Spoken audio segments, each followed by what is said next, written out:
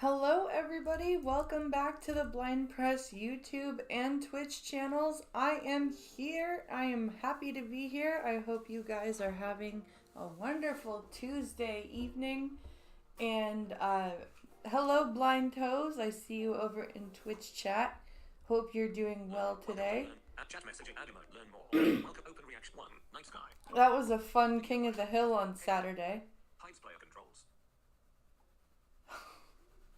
Blind Toes, that's just how my hair is. Come on. My hair is curly. I don't know what you...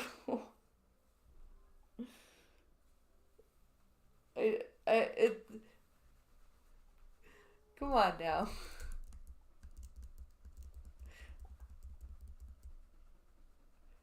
Yes. What was I gonna say? Yeah, Saturday was a lot of fun. Except for Universe Matrix with the forward 4-2. Oh my god. You should have heard me. I was like, what the fuck? Ah! I was getting so pissed. It was kind of funny. I hope you guys are having a wonderful Tuesday. What time is it? You got annoyed with Prince? Oh, with the Wi-Fi comment? No, your connection wasn't too bad, actually. Your connection was, like, I didn't see any lag with your stuff. I don't think you and I actually got a chance to fight. But the one time, no, actually, we didn't. We almost did. But yeah, I didn't see any more. I didn't see any. Oh, he kept switching his cameo. Oh, even though when he did the Quan Chi thing with me, that was annoying. That was frustrating. I know what you mean. What was I saying? Yeah, it was a good King of the Hill. Everybody had wins. It was great. It was a good time. Yep, we did. That was funny at the one point where I was like, I had enough of the way Universe Matrix was playing, so I was just like, fuck it! Ah! And I just went in and won like 3 in a row because I was pissed. Oh man, it was good time though. It was a good time. It was a good time.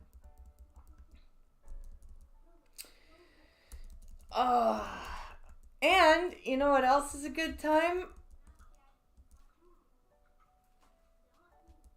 Yeah, JP can do that to you. Oh, yeah.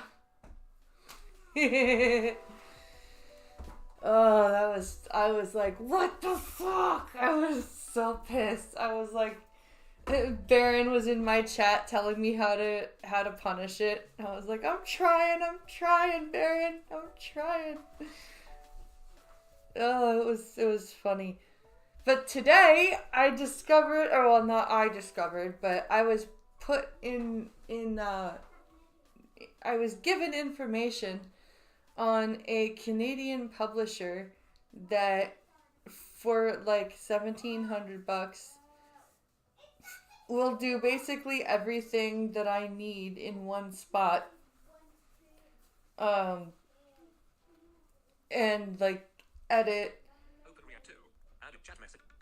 and everything like that. So I was able to lower the GoFundMe goal, and I'm able to... Hey! How you doing, Darkestia? So I was able to lower the GoFundMe goal to reflect that. So now the the goal is for the publishing of the book, and that publishing package includes I get 20 copies that I will be signing and gifting to the 20 largest donors to the campaign. And then I will be also getting 500 bookmarks. So anybody that donates and helps me achieve the goal gets a bookmark as well. So that's my thing. That's my incentives. And the book is called Shadows of Mercy, and it involves a disabled blind killer. See, that's the thing. You said top 20. I think because you're getting 20 because you get 20 copies, I think we should do top 10. Okay. Because you're gonna want one for the house. Yeah. You're gonna need like, you know what I mean? You're gonna need samples. You're gonna need shit for marketing. You're gonna need, like, I'm gonna need some for for marketing photos. Yeah. Stuff like that. So we're maybe gonna have to come up with, like, so I'd say, like I said, top 10. Get that, and then then the top, what is it? We say top 450. Get 400. Top 400 get bookmarks. Should I also sign the bookmarks, or should we just? Yeah, well, we can do every 500 for the bookmarks, because we can always get the bookmarks reprinted. True. Like, that's the whole thing. And then can you stop that, please? And then the business cards I also get 500 of. That's the other child. That's the not our child. That's that, by the way. Okay. That's why I'm kind of getting snippy. But yeah, I'm just trying to, like, I was saying how, even with the taxes, it's not even going to be 2. Well, that's the thing. You shouldn't make, like I said, you shouldn't make those types of assumptions, because that's starting at. Right. Right. It could be page count. There could be all sorts of weird things, right? There could be subtext to that. Yeah. That's just the basic shit that we're seeing. So for 1,800, right? Yeah. And then on top of that, there's extra stuff. That's why you're gonna drop it to the 5. That way, it's just to cover the excess. Yeah. And that's all. And then, oh, sorry, go ahead. No, you and. And the Audible production is between anywhere from. Your leg. Sorry. The Audible production is anywhere from like $2,000 to $4,000, depending on the narrator that you move back. That you hire. Try this. Put your feet on there. How's that? Too high. Too high? Yeah. Okay. Feet up. I think it depends on the narrator that you hire. Okay. It costs between $2,000 to $4,000 for a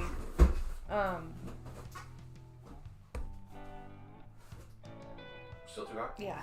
Okay. Try again. So it costs that for an Audible production book. Yeah. Which I have to do Audible because. Well, yeah, because if you don't, that's just silly because the blind you do faster. Yeah. We need something. Hey, we need something like this big. Can you think of anything? No. A chair? Chair's too tall. So yeah, that's what I'm.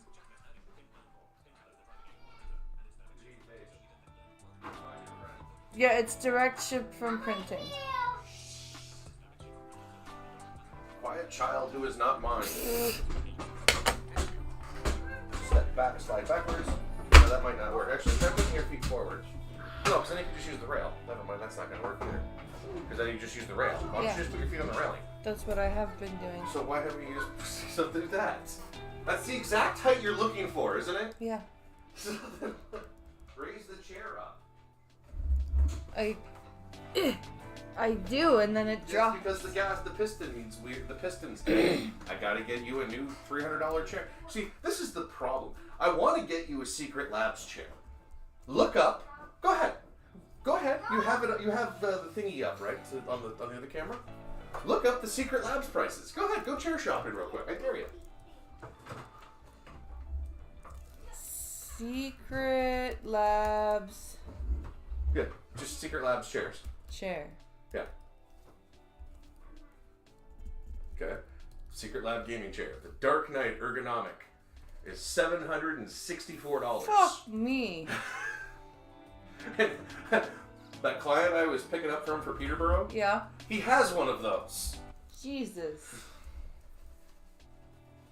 But yeah, the main thing that I want to use this publishing package for is the fact that I saw an edit included, which that's my biggest thing, is I need help reading over my draft Yeah, there's stuff in there and that you can seeing what's crap and needs to go and what's good. How about I get to have somebody look at it from a professional standpoint and edit and help me progress in it? Jesus. Why do I feel so negatively about everything? Maybe if you stop talking so negatively about everything and change your language, you'll be happier. Why do I hear the ground shaking? No, wow, now that's a chair. Does it come with bells and whistles? No, I think it's just a chair. Here, hold on. Let me open it. Wait. I'm pretty sure it's just a chair. Okay, type in Secret Labs. Oh, yeah, never mind. Don't touch anything.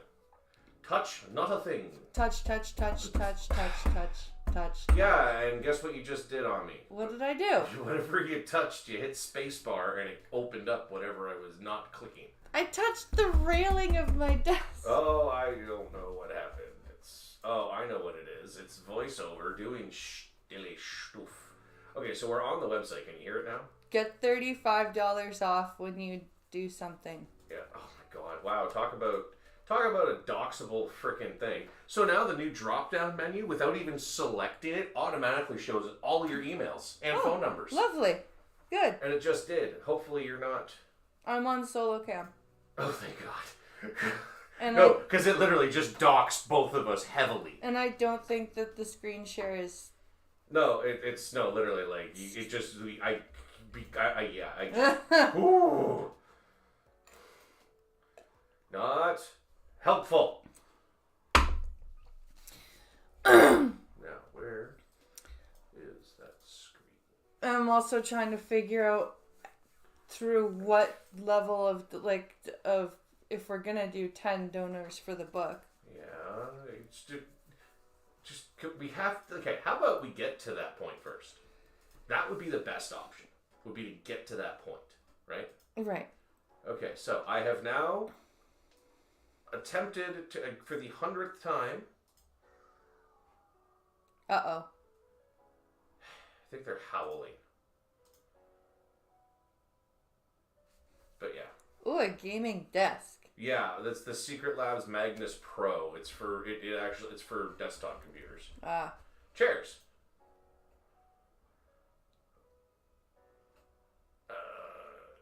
Okay. So yeah, you're like, so the Titan Evo. Let's see, where's sort by? Sort by. What should we do? Most expensive? Let's do the most expensive. Okay. 1,234. Jesus Christ! Does it Go away support. Wow, this website is horrible. Does it have speakers in that one? Nope. Jesus. Like I would understand if it had like speakers and. No, there's like colorful ones. Ooh, a pink one. Like a tray for your drinks. $800 for the pink one.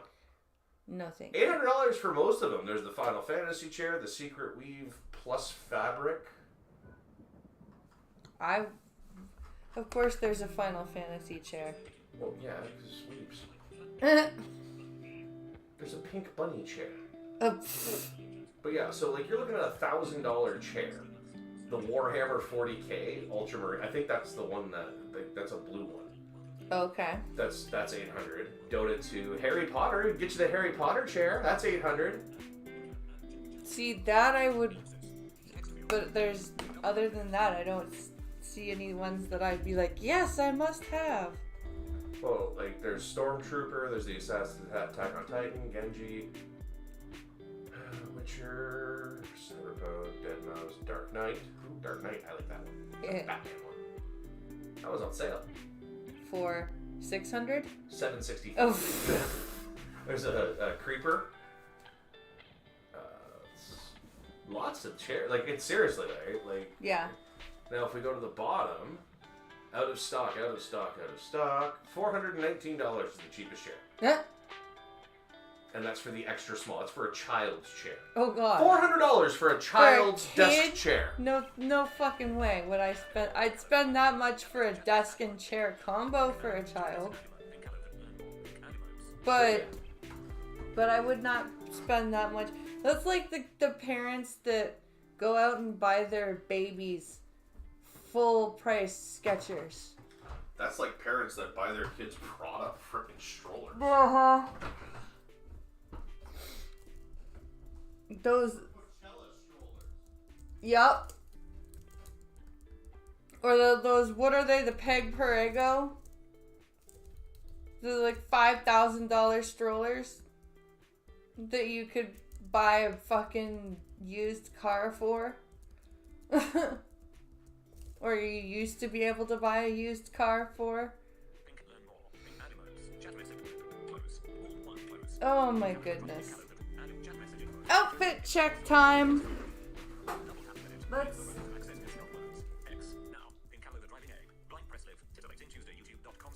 Let's be on the solo cam screen and do our fit check. Alright, I am sitting here with, I gotta show you guys what I was wearing most of the day because it was so fucking cold. This is what I was wearing most of the day. It is called an hoodie. It is warm as fuck.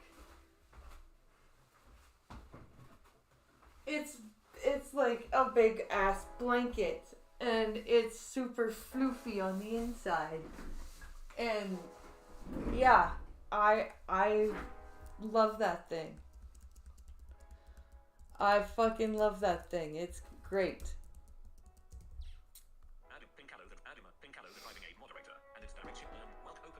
So, what we're going to start with today is our lovely Don't Walk Run, because I love how he covers American politics. It makes me laugh. So I think we should start with that. So, without further dudes. Okay, we're good. We're at 100% volume. All right, here we go. This is Kamala Harris, the shadow president of the United States. Since becoming Joe Biden's replacement on the Democrat ticket, VP Kamala has yet to do a sit-down interview with a news outlet or even give a press conference. Instead, she's hit the road, giving the same exact speech over and over again. Wait, the same one? Like down to... That's kind of weird. And robotic and parrot-like and disturbing. Okay. While our economy is doing well by many measures, prices for everyday things like groceries are still too high. My God, I hate that voice. While our economy is doing well by many measures. What the you know who she sounds like? She sounds like the Barbara Streisand the Barbara Streisand voice from South Park. What was the information again? It's a secret labs chair.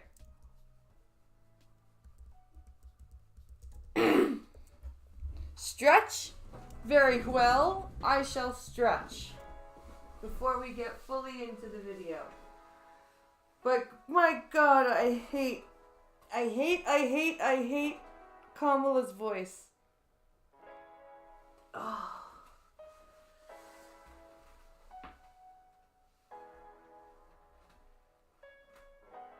Oh my goodness.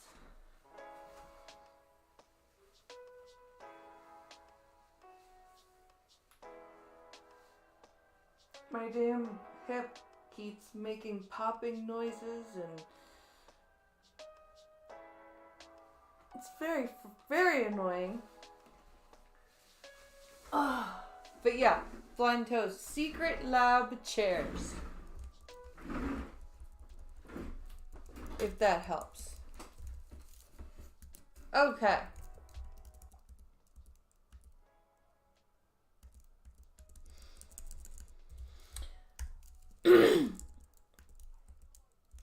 So let's go back and listen more to that horrible voice. While our economy is doing well by many measures, prices for everyday Oh things my like God, it is groceries the are still same too speech. high. While our economy is doing well by many measures, prices for everyday things like groceries are still too high. Jesus Christ, it is like the... Do you remember the video when the news broadcasters were all saying the same thing? That's what this feels like. While our economy is doing well God by damn. many measures, prices for everyday things like groceries are still too high. You know it and I know it. You know it and I know it. You know it and I know it.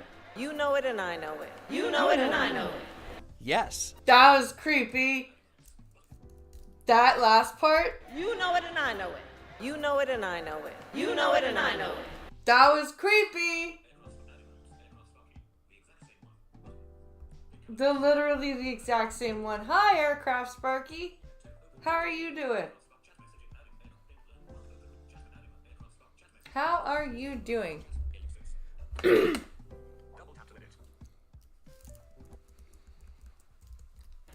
Yes, we do know that prices are high, and we also know why they're high. Why? Yeah, It's because yeah, of exactly. inflation caused by the massive spending of the Biden-Harris administration.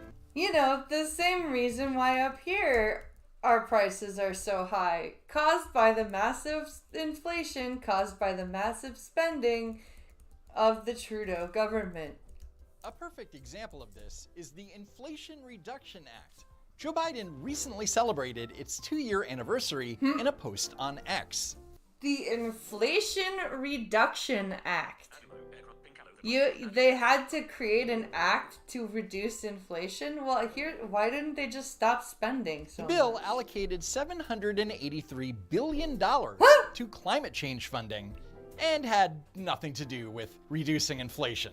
No shit! If you're gonna spend $780 something billion, that's not reducing inflation. It should be noted that not a Holy single fuck. Republican voted for the so-called Inflation Reduction Act because they knew it wouldn't lower inflation. But So with the Senate split 50-50, Vice President Kamala Harris cast the tie-breaking vote. of course she did. On this vote, the yeas are 50, the nays are 50. The Senate being equally divided, the Vice President votes in the affirmative, and the bill, as amended, is passed. Fuck your democracy. I say it's yes. I say we do it. I say we pass this law. So screw you and your votes. Woo! Yay! On a side note, the woman Joe Biden is sitting next to in this picture is named China Tai, Yep. who is originally from the Bay Area in California. Joe Biden heard her name and got confused. My name is China Tai. I'm a 2019 UC Riverside graduate. And a public-private partnership that's harnessing the nature of our ability to do what this young woman in China did.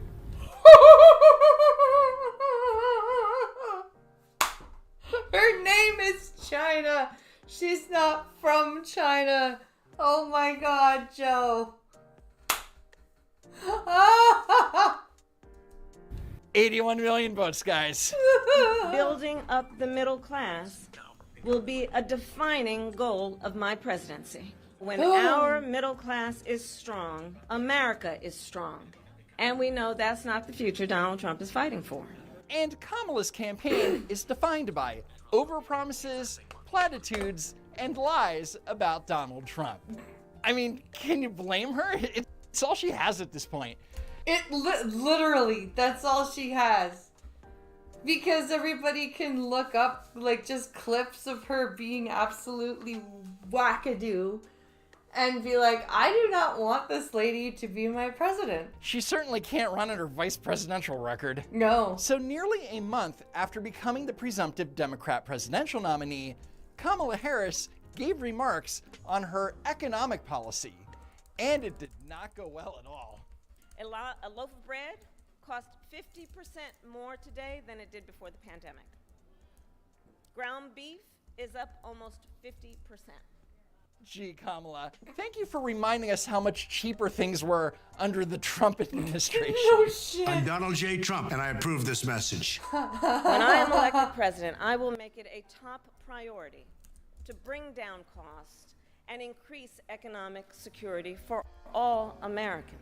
Then why haven't you been doing that so far? You've been the vice president since 2020.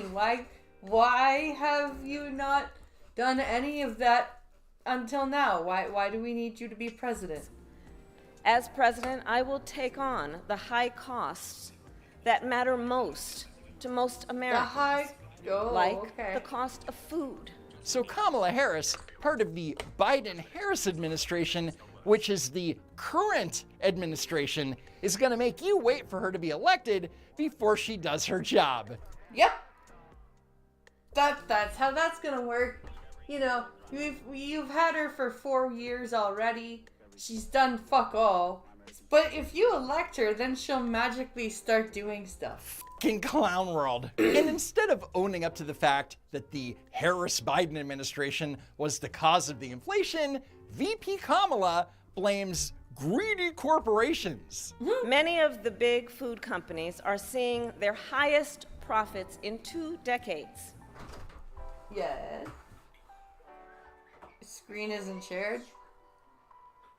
Keep talking. Ignore me. So she's trying to do what the Trudeau government and the NDP are doing. It's the big bad grocery stores. They hate you. Yeah.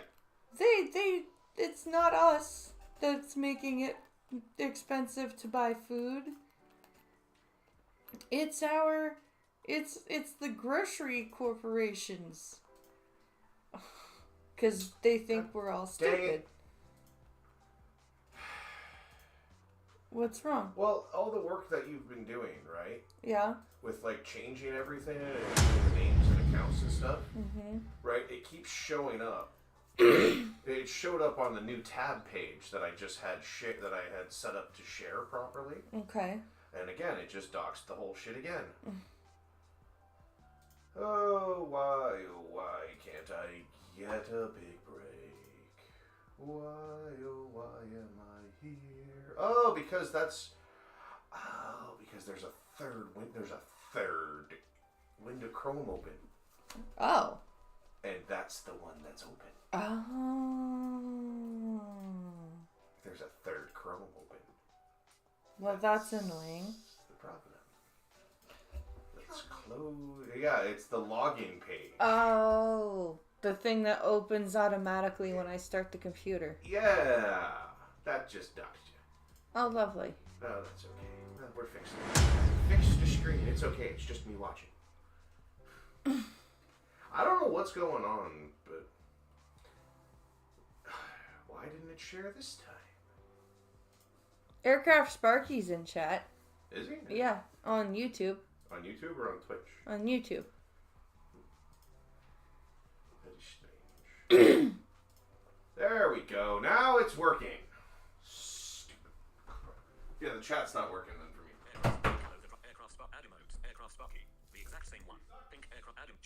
Okay.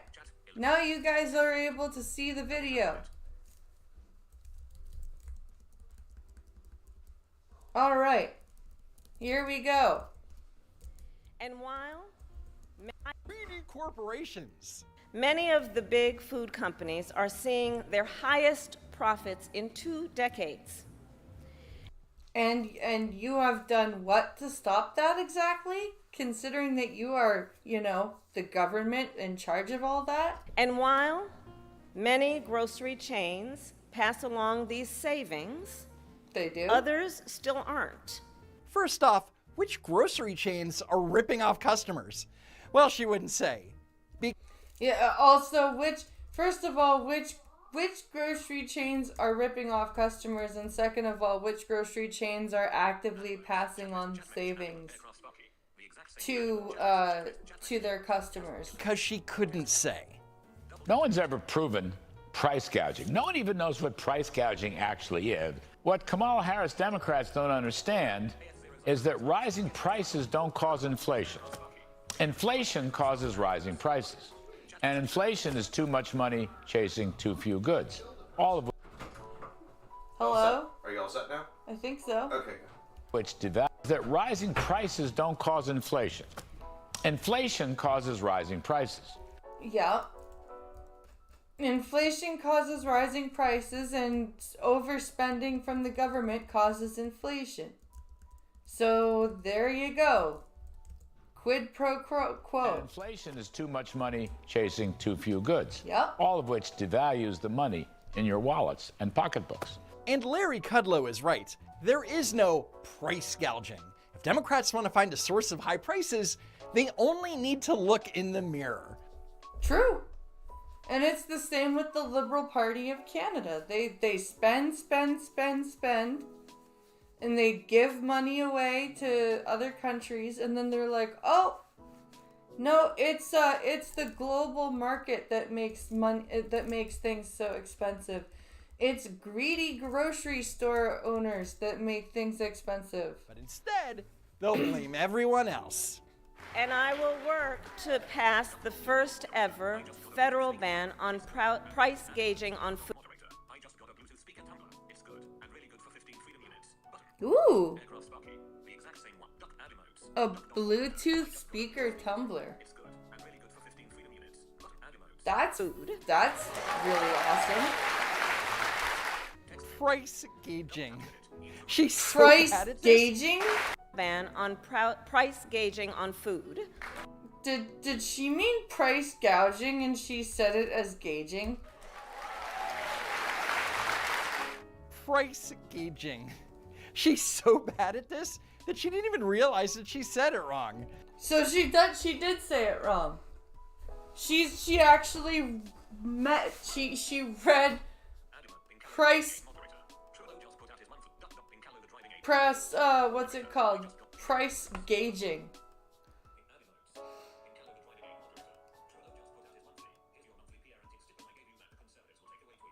Oh, Trudeau just put out his monthly, here's your monthly parenting stipend that the Conservatives will take away tweet.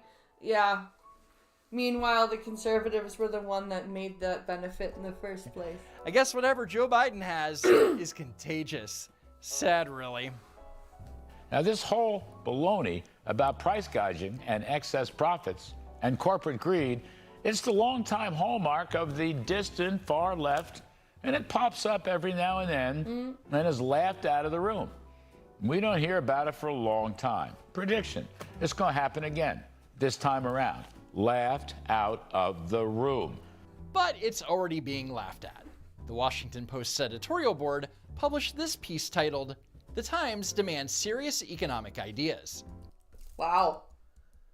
You know it's bad when the Washington Post is like, no, this doesn't work for us. You need to actually provide some evidence of what you're saying here. Harris supplies gimmicks. Price gouging is not causing inflation, so why is the vice president promising to stamp it out? Man, when you lose the Washington Post. Yeah. Miss Harris that's says bad. She'll target companies that make excessive profits, whatever that means. It's hard to see how groceries, a notoriously low-margin business, would qualify. So everyone from the Washington Post to the New York Times to the Wall Street Journal agree that there is no price gouging. It's a canard. Wow. That is nuts. When notably left outlets are like, yeah, no, there's no price gouging. What the fuck is she talking about? I.e., complete bullshit. That's Here's Stu crazy. Leonard Jr. from the grocery store chain Stu Leonard's. I don't know anybody that price gouging. I don't know how the government's going to be able to control that. Insurance costs are going up, fuel costs. I talked to our farmers.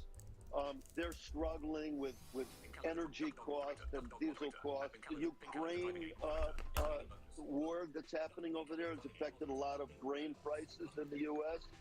Those have gone up. Look what's happened to labor costs right now. Look at California, $20 an hour. Wow. That's minimum wage in California? That's insane. Our rate at Stu Leonard has gone from $17 an hour up to $22 over the last 3 years.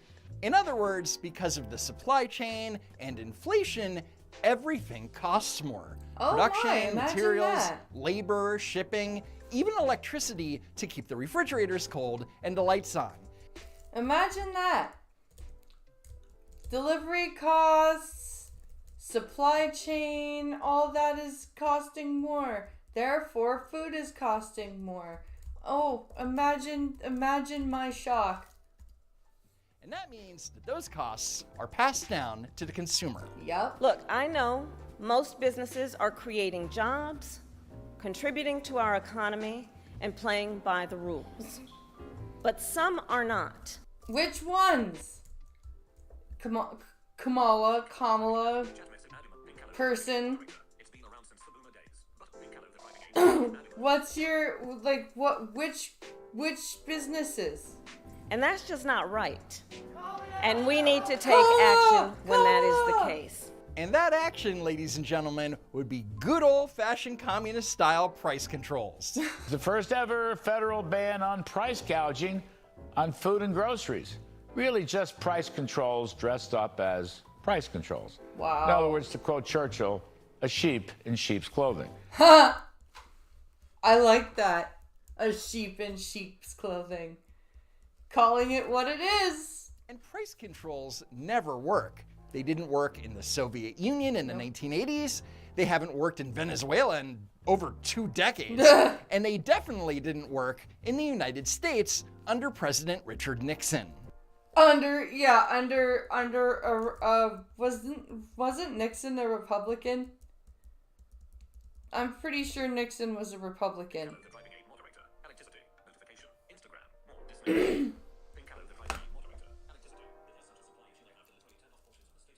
Electricity that has such a supply issue, they literally have to turn off parts of the state at a time. Jesus. That's ridiculous. That is absolutely ridiculous. Federal government tried it in the 1970s, Senator. You know, it didn't end well. And economists across the political spectrum say it's a bad idea. Well, let's be clear. I know Kamala Harris believes in the free market. What she put out in her proposals includes tax incentives for us to increase the production of housing. And yes, reductions in the prices that seniors pay for prescription drugs. I don't think there's anything communist about wanting to make housing more affordable and prescription drugs more affordable. And even Harris Wall's campaign co-chair, Senator Chris Coons. Technically no, but if you're doing that in a communist way, well then yes, right? The intention is not inherently communist, but how you get there can be communist. You have to know that price controls are a bad idea, so he tried to pivot to anything else. But Shannon Bream never gives up that easily. But specifically to the issue of pricing, if you're setting prices, a lot of people feel like that is... Parties have tried to use the power of the FTC to rein in high prices at the pump, high prices at grocery stores. I think picking this one proposal of the many she's put out misses the broader point. Okay, so what's the broader point? That she what? So Shannon Bream asked about price controls, and Chris Coons' answer was, why are you asking me about this specific Kamala policy? Yeah, basically, oh my god, why are you even asking me this question? Like, because it's a valid question? and Shannon Bream asked about it because the majority of responses to Kamala Harris's price control scheme were overwhelmingly negative. My favorite of these responses came from Larry Bell of Newsmax. Kamala's tools to fix broken economy? Hammer and sickle. Washington Post opinion. Damn. Oh shit, straight up calling her a communist. Holy shit. Columnist Catherine Rampell offered the following advice to VP Kamala. When your opponent calls you communist, maybe you don't propose price controls. Nobody can explain what price gouging means. It's like that old line about pornography. I know it when I see it. In the sense that, what does it mean to have an excessive price or an excessive profit margin? That seems to be shorthand for a price or a profit margin that bugs me. That seems too high. Or that you, more accurately, that you wish you had earned yourself. If that makes sense.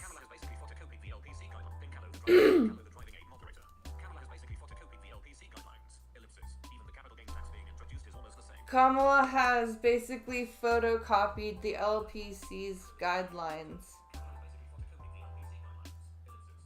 Even the capital gains tax being introduced is almost the same. Yeah, that's true.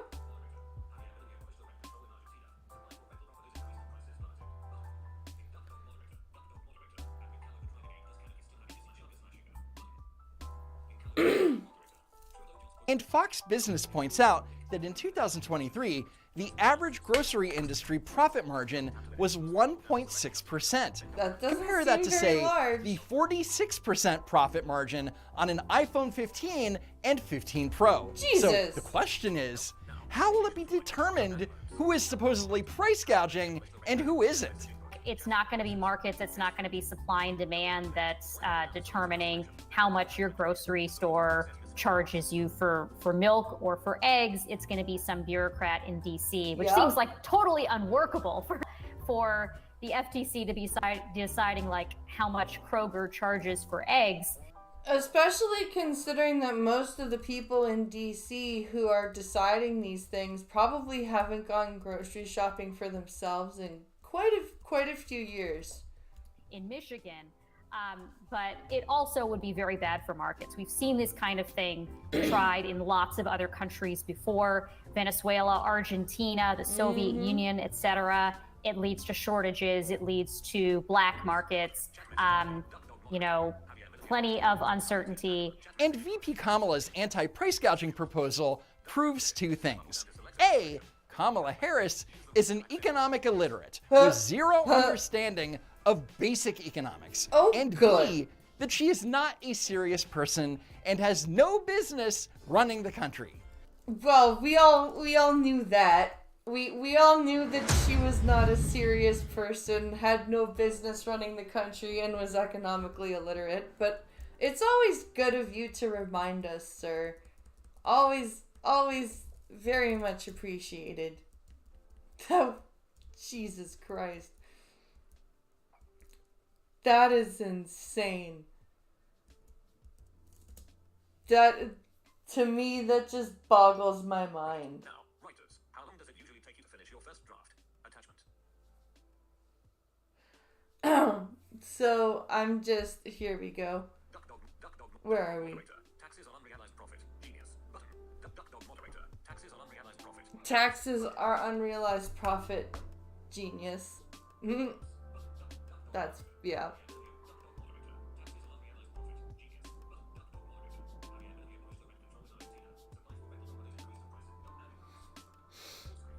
Oh. So there we go. We're okay. So I've got a very interesting video because I was talking with Pink Hollow today about the awesomeness that was the Three Stooges. And we were talking, and I figured I would find a video about Three Stooges history. And this was called, so I found the timeline of the Three Stooges, which I don't actually know the whole thing. I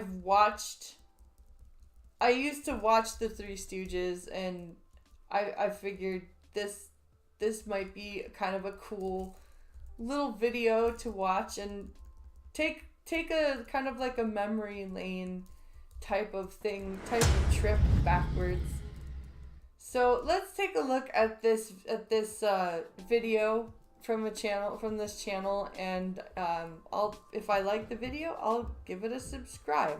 With 6 members total, the Three Stooges carried a legacy of slapstick comedy across multiple generations. The backbone of the Three Stooges was undoubtedly the brothers, Samuel, Moses, and Jerome. Born to Solomon and Jenny Gorovitz, whose surname was changed to Horwitz with U.S. immigration, the brothers would later be known in Hollywood by their iconic stage names, Shemp, Mo, and Curly Howard.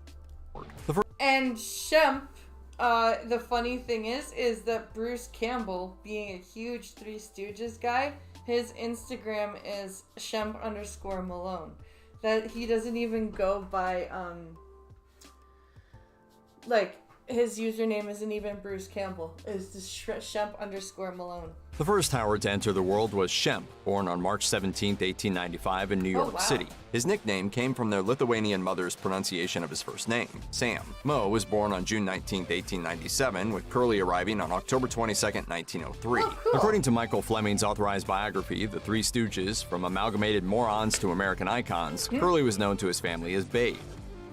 Mo was the first of his family to catch the acting bug. For Turner Classic Movies, while he was an avid reader, he was also a regular truant. He put off going to school because of bullies and a desire to watch performances at local theaters. So he would skip school and go hang out at the theater and watch the silent movie. He only made it 2 months into high school before deciding to forego formal education entirely. Mo's earliest performances were done for fun on Coney Island, but his first professional break came when he was hired as an errand boy for Vitagraph Studios in Brooklyn. During this time, the company occasionally offered him minor roles in their silent short films. Mo also started performing with Shemp in vaudeville saloons and even on a riverboat. Oh wow! I like this. This is kind of cool. This is all stuff I had no idea about. It was when comedian Ted Healy linked up with the Howards that their path to the Three Stooges truly began. The troupe started as Ted Healy and his Racketeers in 1922, with the Racketeers later changing to Stooges. A typical performance saw Healy try to tell jokes or sing songs as Mo and Shemp did everything they could to mess it up.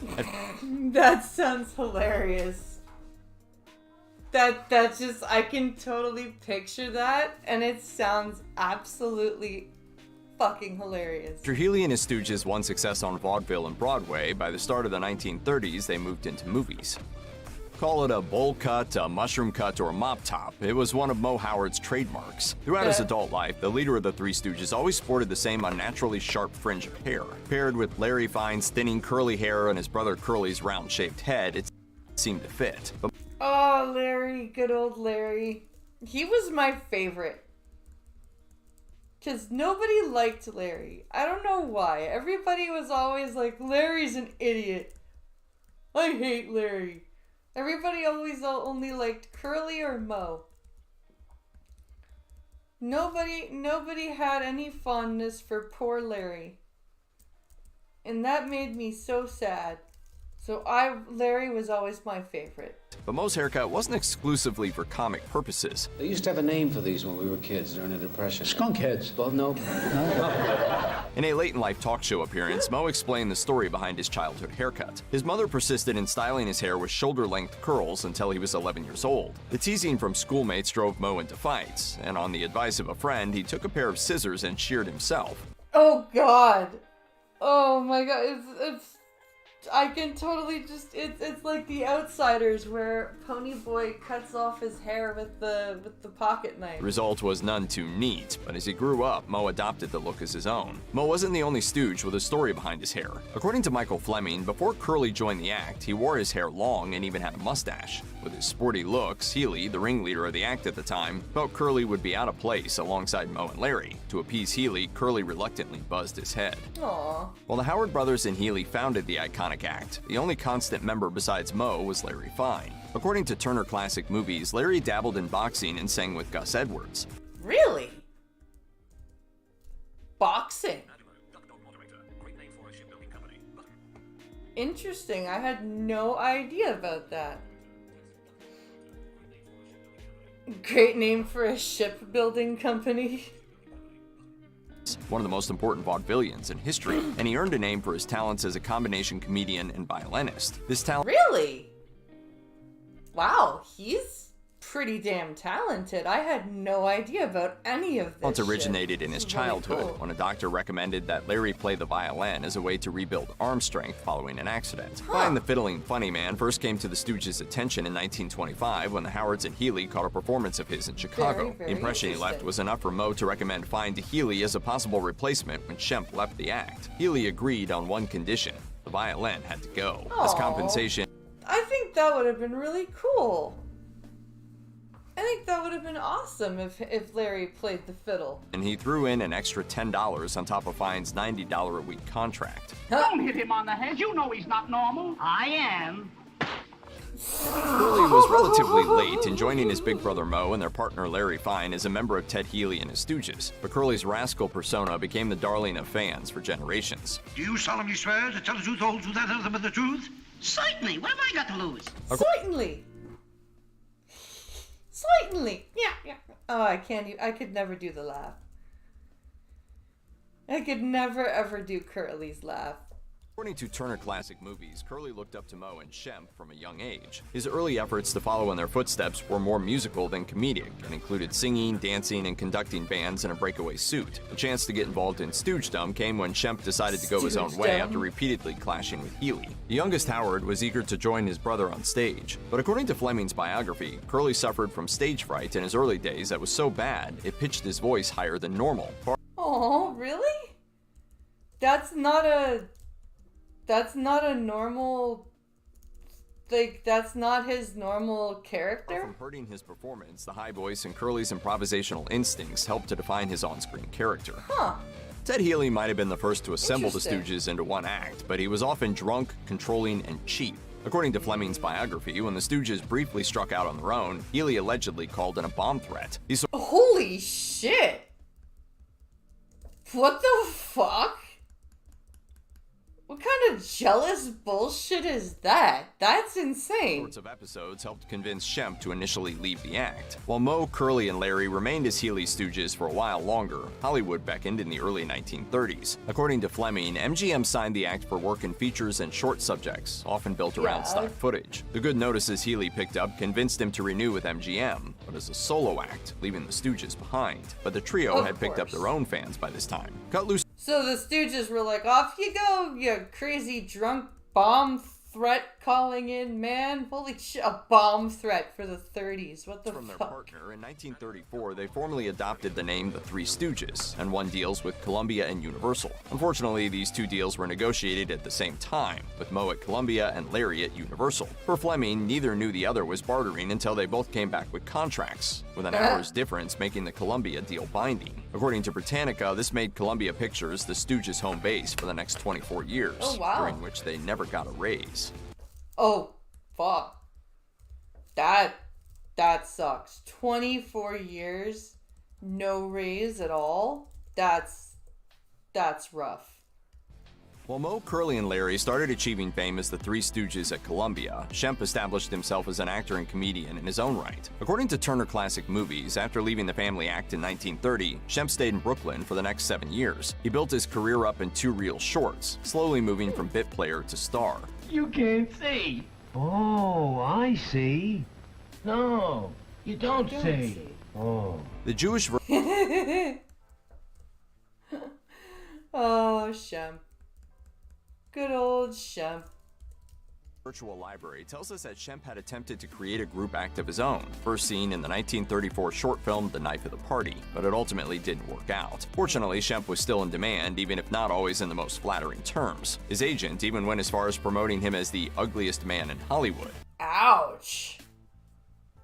God damn, dude. That's That's harsh. That is harsh. When he finally went west, he co-starred with everyone from Abbott and Costello to John Wayne. Well, that's cool. Curly Howard liked to live fast, and success gave him ample opportunities to enjoy the good life. However, the same career that allowed him to indulge in this lifestyle became just as taxing, and he turned to the same vices to cope with the stress. His deteriorating health was noticeable on screen by the 1940s, but things came to a head during the filming of Half-Wit's Holiday in 1946. A massive stroke left Curly unable to perform, and a second stroke the following year put him in a wheelchair. That's rough.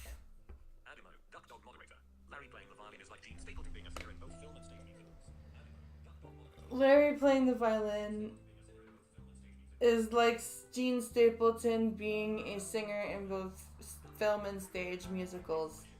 True. True. Suddenly short one stooge, Moe and Fine appealed to Shemp to join the act. While reluctant to give up his steady solo career, the elder Howard agreed to fill in, assuming that Curly would make a full recovery. Per the Three Stooges, from amalgamated morons to American icons, Curly's condition only deteriorated from there. He did have enough energy to hold down a bit part in 1947's Hold That Lion, the only Three Stooges film to feature all three Howard brothers together, but he was eventually committed to a sanitarium. Curly died in 1952 with just 48 years old. At the start of the 1950s, the Three Stooges, now consisting of Moe, Shemp, and Larry, were still churning out shorts and features for Columbia. Elsewhere in Hollywood, comedian and actor Joe Besser was enjoying his own career. Garnering attention since the 1940s, Besser's comic persona was that of a simpering man-child, recognizable for his part as Stinky in the Abbott and Costello show. Oh, okay. Besser fell in with the Stooges for his part as Stinky in the Abbott and Costello show. I'll harm you. Besser fell in with the Stooges after Shemp's death from a heart attack in 1955. Oh, that's sad. This makes me sad. Man. The tragedy just keeps happening. Holy shit. Having lost two brothers, Moe was still a willing performer under contract with Columbia, and neither he nor Fine were inclined to work on their own.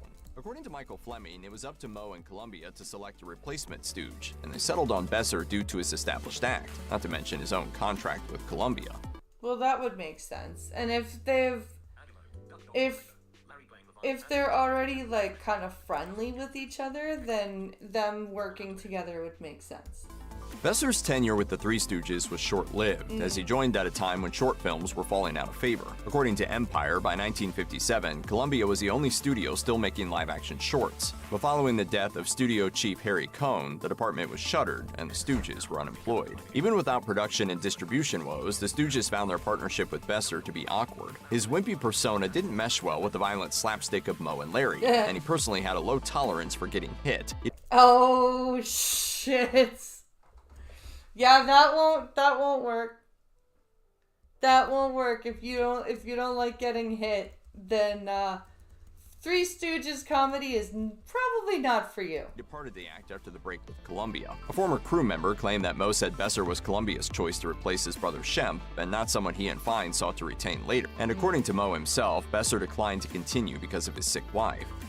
The last man to join the Three Stooges was Joseph Wardle, known professionally as Joe DeRita. According to the Three Stooges official website, DeRita was born in Philadelphia on July 12, 1909, to a stagehand father and a dancer mother. His parents brought him onto the stage at just 7 years old, and he continued on the vaudeville circuits as a young man. DeRita began transitioning into films with an appearance in 1944's The Doe Girls, and he remained steadily employed throughout World War II. He would partner with various famous names for work with the United Service Organizations, and he moved into radio and television at the war's end, which included short subjects at Columbia alongside the Stooges. What's going on here? Why are you Now, just a minute, wait. It was all a mistake. You see, I thought she was a dummy. A dummy?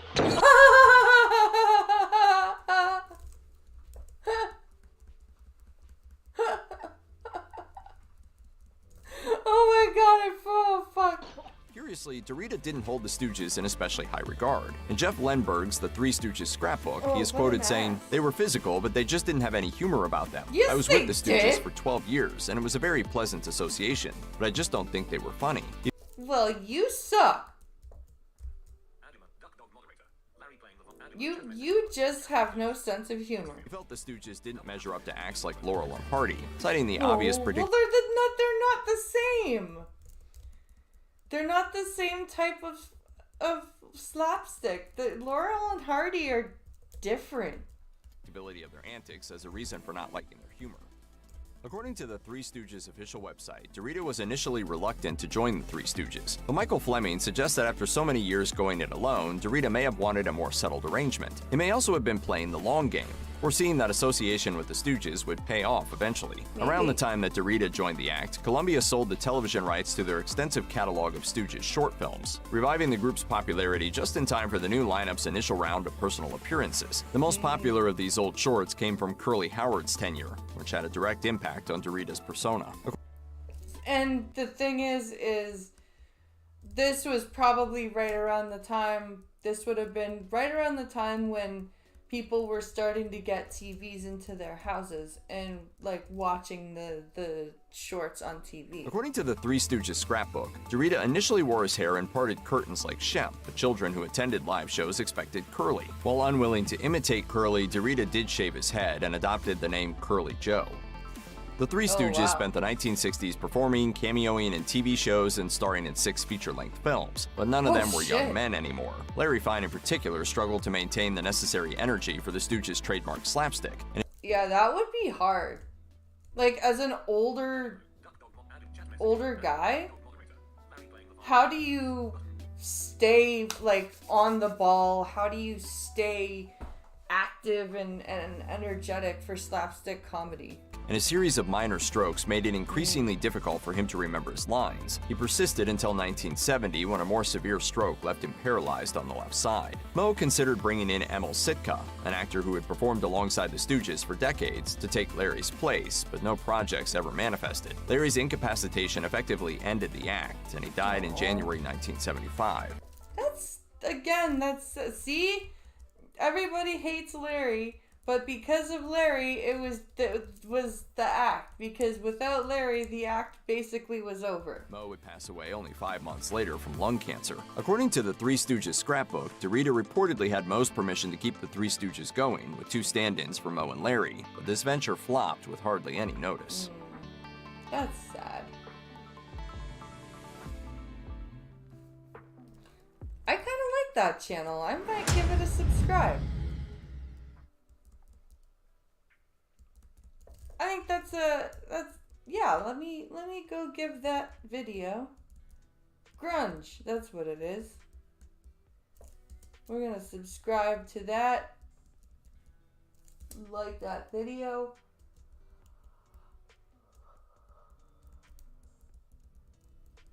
That's pretty sad. Where do swears come from? That sounds like a fun video to look at. But first, I'm going to get some water. So while I do that, please share the stream out, and I will be right back.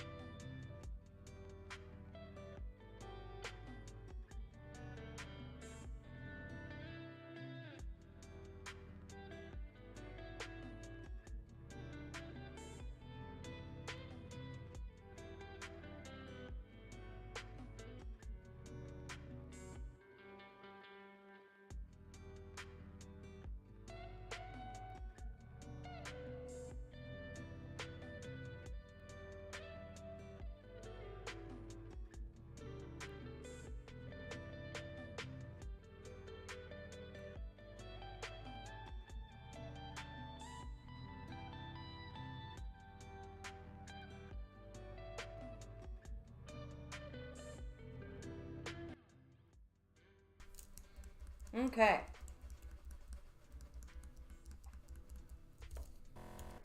Let's learn where swears come from. How come children can't swear?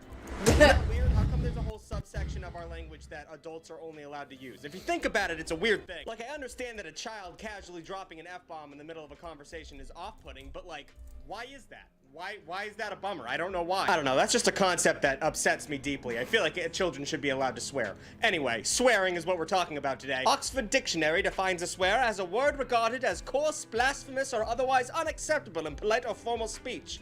Oh dear. Oh my. Oh heavens to Betsy. But they neglect to mention the power that these words hold. There is nothing as potent in our English language as a perfectly crafted sentence with a swear as its centerpiece.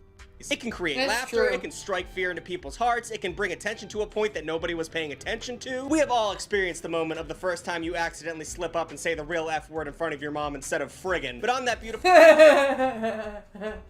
Or the time you knock the phone off the wall and you go, oh shit! And then you go, sorry, Mom. Day where she doesn't freak out when you say f in front of her. Well, you've graduated from a tuglet to a full-grown tugger. Yep. It's more important than getting your driver's license. The average American uses swears 80 times a day, yet we don't really know why these words are so powerful in the first place. So powerful, in fact, that YouTube will take money away from me every time I use one, which is not great because that's the whole point of this video. That's true. YouTube really doesn't seem to like it when you use swears, and you know, channel not being made for children, it shouldn't matter. I'm going to do my best to every single swear and keep a swear counter up top just to make sure things don't get out of hand, and that's going to be a nightmare to edit, but whatever. So let's take a brisk stroll through the history and etymology of our favorite words and find out just how potent the English language can get, because it's important to make a statement with the words you choose. Oh, also, I'm not going to be covering slurs in this one. I'm not. Well, yeah, I figured we weren't going to be covering, like...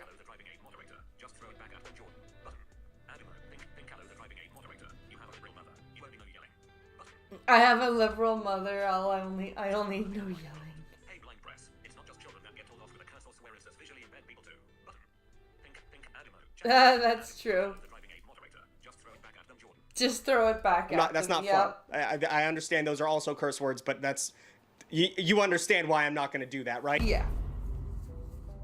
So what exactly are the rules of what you can and can't say? Well, it's difficult to say because they, meaning the rules, are constantly changing.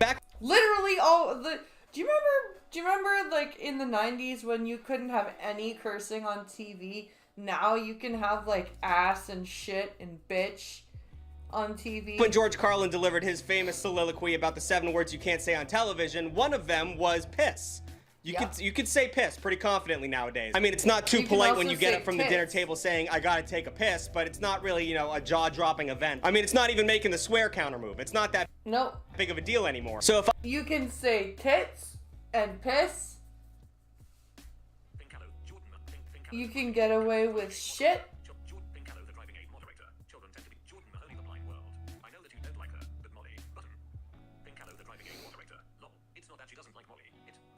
So if I can say piss, how come I can't say shit? See, it's an issue. Well, historically, it's a little complicated. If you notice, and it might be a little obvious, but I don't hate Lucy. Most swear words involve a little bit of taboo in all of them, which is why the most commonly used swear words in America involve gender, genitals, and religion. Those are. Yep, that's true. Gender, genitals, and religion. That's why cunt is such a bad word. That's why, like, anything where it's like Jesus Christ or anything like that. Or like the 3 big ones. But such is the American way, where we boast how free we are, and then we end up having, you know, missionary repressed sex before church. On the other end of the spectrum, you have a place like Germany where talking about sex is pretty nonchalant. So all of their swears aren't really based around genitals. Rarely will you hear the term sucker or motherfucker coming out of their mouths. No, that's why you don't. Like, that's why you don't, like, hear that shit. You hear stuff like, you call people, like, an animal, like a Schweinhund, a pig dog. Most of Germany's swear words actually revolve around poop. Around poo. I don't know why. They're big on poop talk. And even... Scheisse, Scheissekopf, Schweinhund. The famous pig dog. religious leader Martin Luther on his deathbed said, I am like a ripe stool and the world is a gigantic anus, and so we're about to let go of one another.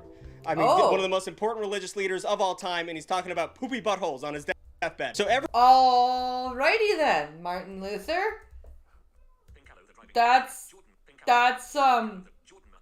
gross.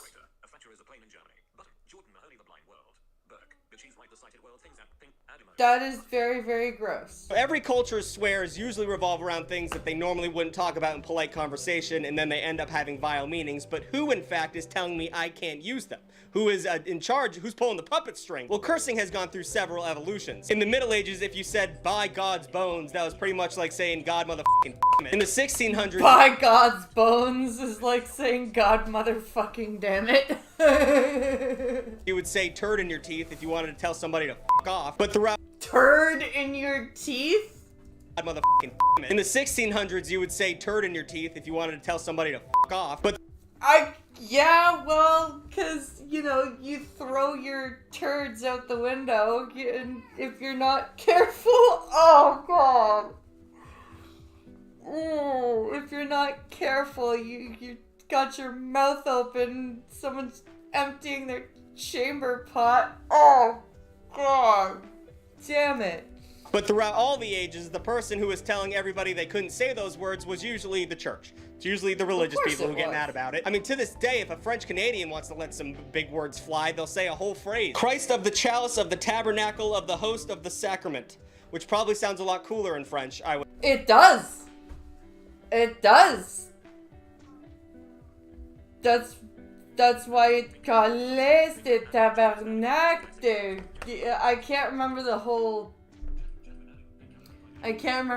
thing. Tabernacle.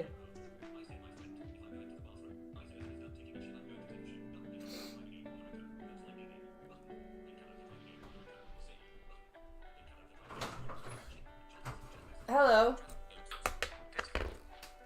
So sien de tabernacle. A dog. Oh. Your dog's asshole. So, I mean, there are some fun ways to insult people in French. Yeah. Especially if you insult Americans, because they can't speak French. They speak Parisian. So, fuck them.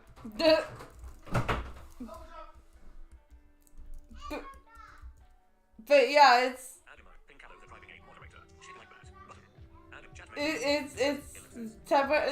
I would assume. crazy. The point is, the Bible has a lot to say about swearing, and Yes, it's the not Bible good. doesn't It really like doesn't you to like it have when you fun. do that. I'm just gonna put up all the Bible passages where it tells you not to swear, or at the very least suggests that you don't do it. And it's important to remember that the Bible has been translated a bunch of times, and they also didn't know some of the Hebrew words when they translated it, so they... And you know what's even funnier is that there are curse words in the Bible, but it tells you not to curse. kind of guessed on them, so I'm not saying the Bible's bullshit, but you know, whatever. Oh, But oh, at least I in am. America, it's mostly the religious groups It's that a won't let you hypocritical swear on book. TV or the radio or on YouTube. I mean, not directly, but most of the consumable content economy is based upon Hello, advertising. Because Costin. advertisers don't want to piss off Christians, and showrunners don't want to piss off advertisers, so it's a big thing. I mean, even to this day, if you're going to get an American that's going to be mad at you for swearing, it's probably going to be a courtly Southern gentleman who Yup. gets mad at you for cussing. I mean, if you live in the Northeast or even the north part of America, you can swear anytime you want, but if you go to the South, That unless you're on a beach in Virginia. get pretty mad at you for doing that. But since I'm already in the deepest of shits when it comes to this video not making any money because of the demonetization of the advertisers, I might as well jump in head first. And I might as well do that right now by, you know, breaking down every good swear I can think of. Please excuse the rest of this video's energy of a middle schooler who just learned to swear. I understand swearing is not that cool when you're 27, but... Sure it is. It's just, what's the big fucking deal, bitch? It's just a word. Fuck, fuckity, fuck, fuck, fuck. Like, it's the focus of this video. So for the next 14 minutes, just bear with me. So let's talk about etymology. Etymology is the study of where words come from. And it's really fun. I like etymology. Like, for example, the history of the word newt. Well, the word newt used to be oot. And people would say an oot, but after a while everyone would just say a newt, and it just sounded like newt, so now it's newt. Isn't that fun? And it becomes more fun once you start asking questions Virginia's the I South wonder here. when Oh, cock fuck. became the word for penis, and Wait, what? so you'd be asking questions like, I wonder when cock became the word for penis, and pussy became the word for vagina. That is a good question. When did that happen? When did pussy and cock become the words? You start asking those questions, you can go down a really fun rabbit hole. So let's take a look at where all the big hitters came from and find out what exactly makes your mom hate these set of syllables. Up first, we have a pretty soft one, which is Damn, okay. Did we bleep that? Yeah, you told me to bleep everything. I mean, it's not really a swear. Well, it's in the swear segment, so I assumed it was a swear. I mean, if you're a pussy, yeah. Okay. I mean, if you're a pussy. Oh, that's too funny. Hey, well, now I have to bleep that Oh word. no, you're gonna have to do your job as if it's I don't know that why big. you're talking to me like I You don't. can go f yourself, honestly. You can go fuck yourself. I'm out of here. F you. And he's gone. And now I look foolish. So like I said, damn is a swear that's not really going to upset anyone unless you're a child or a Bible thumper. But it does come from the Latin damnum, which means to damage, hurt, harm, and just bad stuff in its entirety. Damnum? Then it became denaire in the Old English, which to be fair is hard as f***. That sounds like a really cool entry in a Dooms franchise. And then there's cheese English, which to be Denaire? fair is hard as f***. That sounds like a really cool entry in a Dooms franchise. And then those cheese-eating surrender monkeys, the French got a hold of it, and if the French can do anything, it's make a dirty thing a little bit dirtier. And in the old language of French, it was demaire, which means Demand. Damn shit.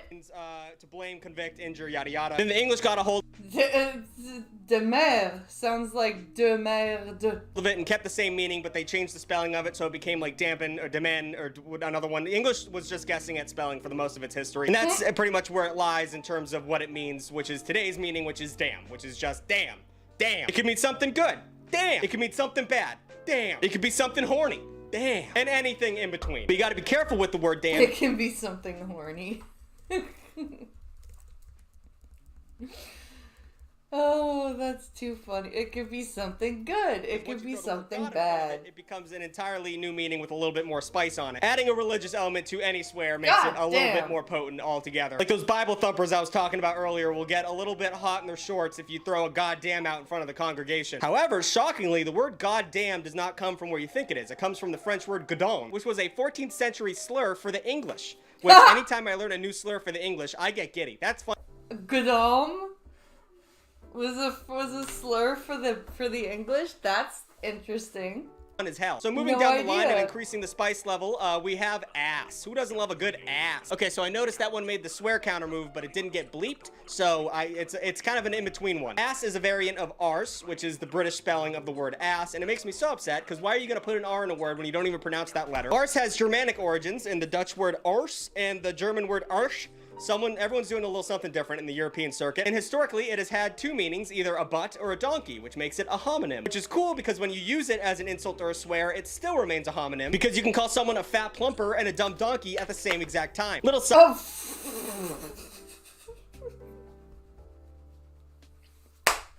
A fat plumper and a dumb donkey. I know the word ass by itself as an insult really hasn't been as popular in this generation, and I suggest you start using it because when someone spills like a little soda in your front seat, you can just go, "Oh, you ass."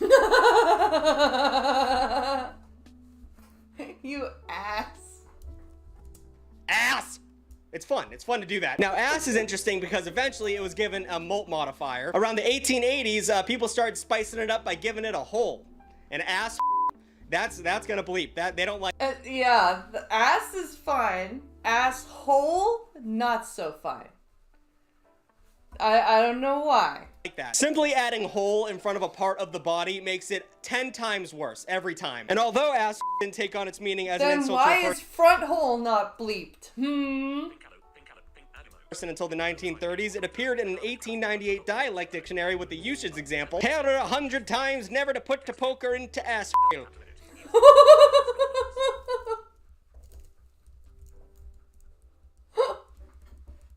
Oh shit! That. Alright then. Didn't take on its meaning as an insult to a person until the 1930s. It appeared in an 1898 dialect dictionary with the usage example, "Heard her 100 times, never to put the poker into ass." I'm not confident as to what they were trying to say there, but I'm 100% confident I agree with them. Moving down the Yeah, I Don't fuck.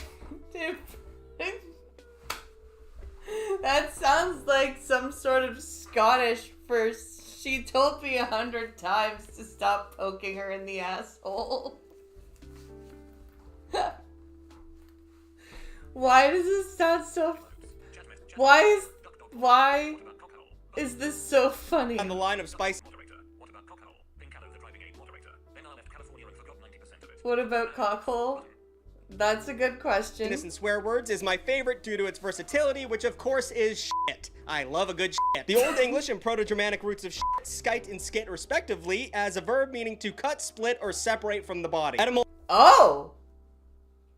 That's what shit means? To cut, split, or separate from the body, huh? So you can...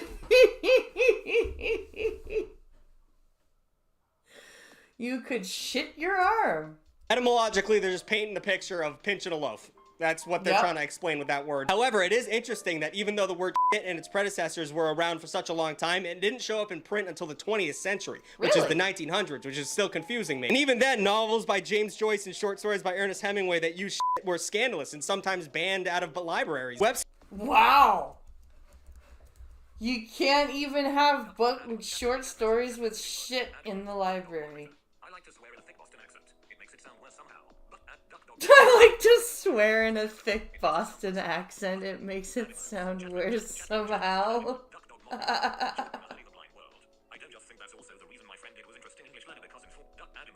That's too funny, Duck Dog. Webster's New World Dictionary even omitted the word shit in the 1970s. It wasn't cool back then either. But nowadays, it's not only the most popular word to say when you fail a test or stub your toe, it has a magical ability to become something completely new when you put another word in front of it. If you put any specific animal in front of the word shit, then it becomes an entirely new meaning. Something can be dog shit, meaning it's poor in quality. That's true. Something can be horse shit or bullshit, which usually means it's a false witness or a liar. Something can be ape shit or bat shit, which means it's crazy. You can be scared shitless. You can lose your shit. You can talk shit, shoot the shit your bed. Give a shit. Why is this so funny? Is voiceover not catching what you're reading? Is voiceover only catching a couple things?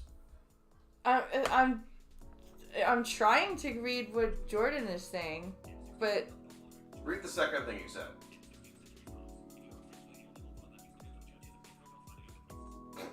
If you're a nimble woman, that's funny.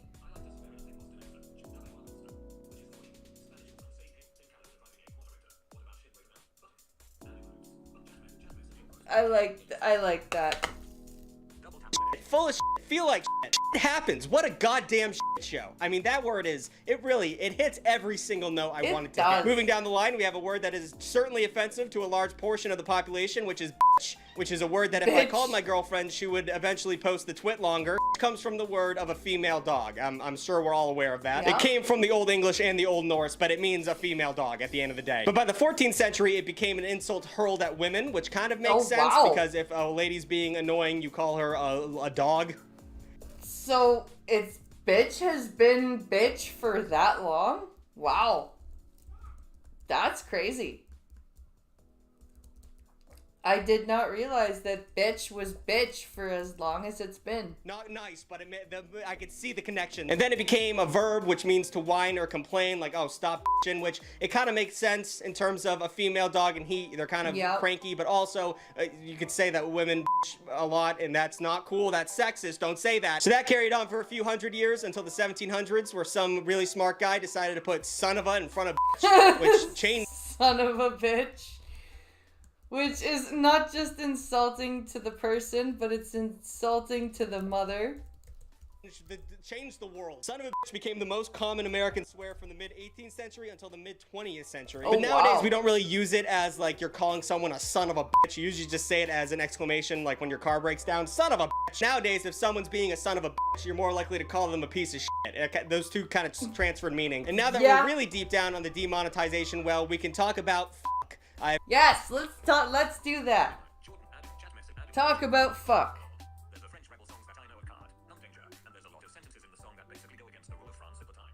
Oh, the French rebel songs? Yes.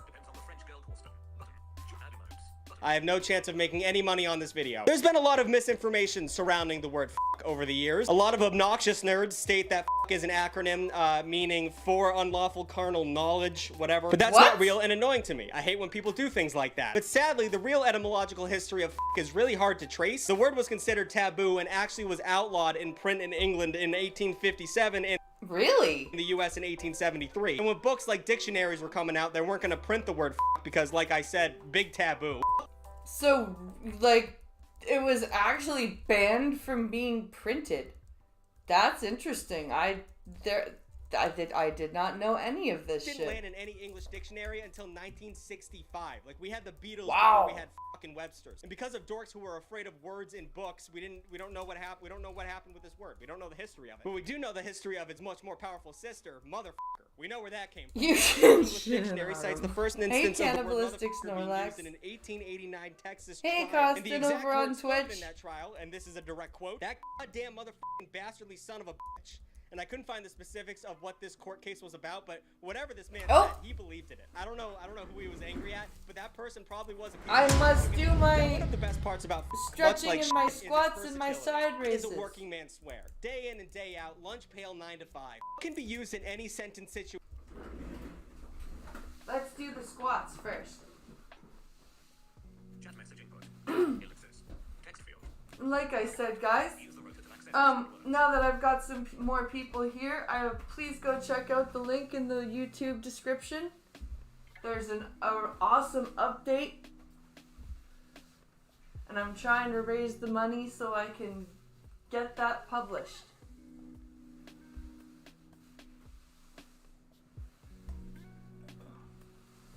Seven, 8, 9, 10. And now it's time for the side raises.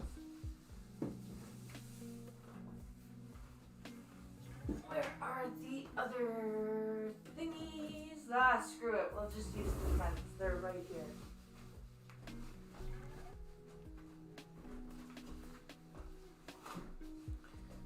One, 2, 3, 4, 5, 6, 7, X. Now, 8, the driving aid. I just threw up. Now you can too. 9, 10. Holy shit.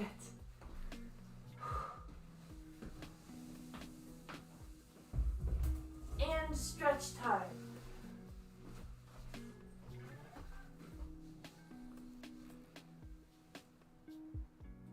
Oh.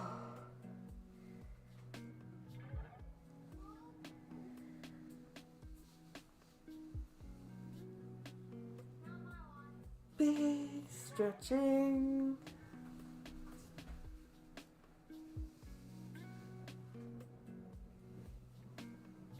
Oh, holy shit.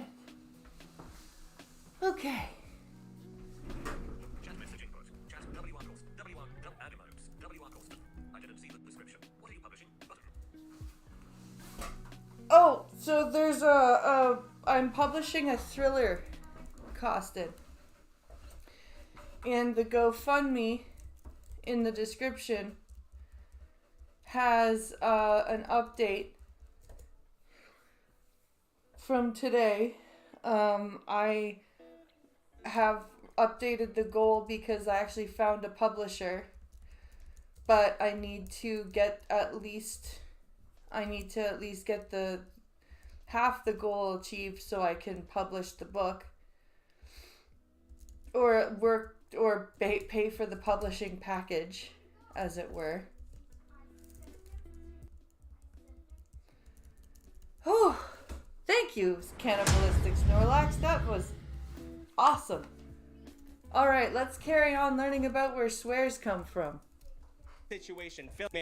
Whatever this man said, he believed in it. I don't know who he was angry at, but that person probably was a piece of shit. I'll give it to him. Now, one of the best parts about much like is its versatility. Is a working man swear. Day in and day out, lunch pail 9 to 5. Can be used in any sentence situation, filling out any grammatical rule you need it to. It's a transitive and intransitive verb, adjective, adverb, noun, whatever you need it to be. Like if I said the sentence fuck is me, I'm that is completely grammatically correct. That makes Fuck is an incredibly versatile swear word. There was an audio tape that my uncle had called Use of the Word Fuck, and it was just all the different ways you can use fuck.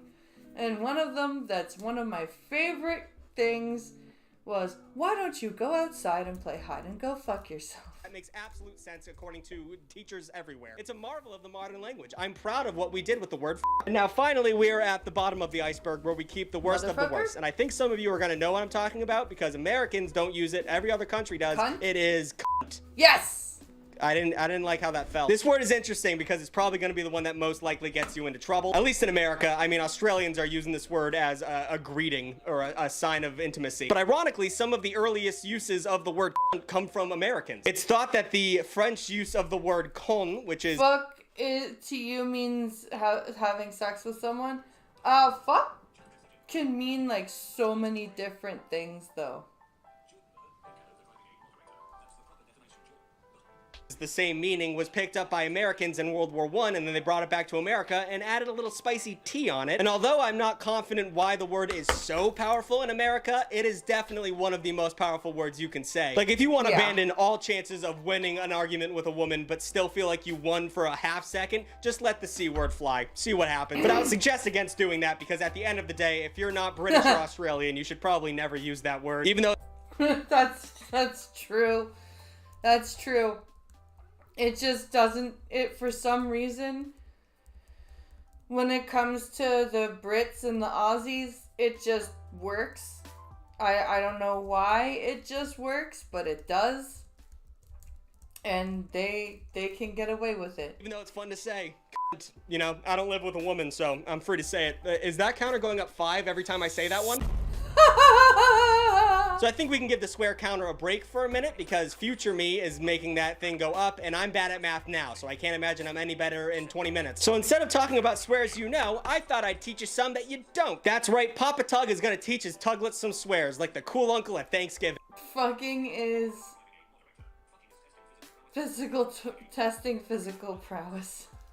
These swears seem tame by today's standards until you learn the history of them, and then it's a little bit more fun to say. Quick aside before we get into it, there is a scene in Back to the Future 3 where Biff says a string of words that sound like horrendous swear slurs, and none of them are actually that offensive, so I just want to play that right now. Especially not some duded up, egg-sucking gutter trash. So. Fucking Biff, man. What is with Biff? And he's like the least of, he's manages to be so offensive and yet the least offensive at the same time. So it's all about how you say it, not what you say. So take that in mind when we're about to talk about what we're about to talk about. Starting out with a fun one, we got Fop Doodle. Fop Doodle? I'm using that when I messed up in combat, in Mortal Kombat. Oh, Fop Doodle. Fop Doodle, is that not fun to say? This one comes all the way from 1833, where calling someone a Fop Doodle was a great way to get a one-up in a game of verbal chess. Oh, you are such a Fop Doodle. Oh, I am offended, sir. Base level, it really just means dumbass, like you're calling someone a moron when you call them a Fop Doodle. But it's just phonetically so appealing, like Fop Doodle. Oh my god, it just rolls out of your mouth. I'm definitely gonna use that when I make a mistake and I'm in Mortal Kombat. Oh, I'm such a Fop Doodle. Fop Doodle. It's like if Dr. Seuss created a slur. Well, he probably did actually at one point. But if it was, and then in that same line of bubbly language, we have Jobbernowl. Jobbernowl. Fuxicle? Is that like a frozen fuck?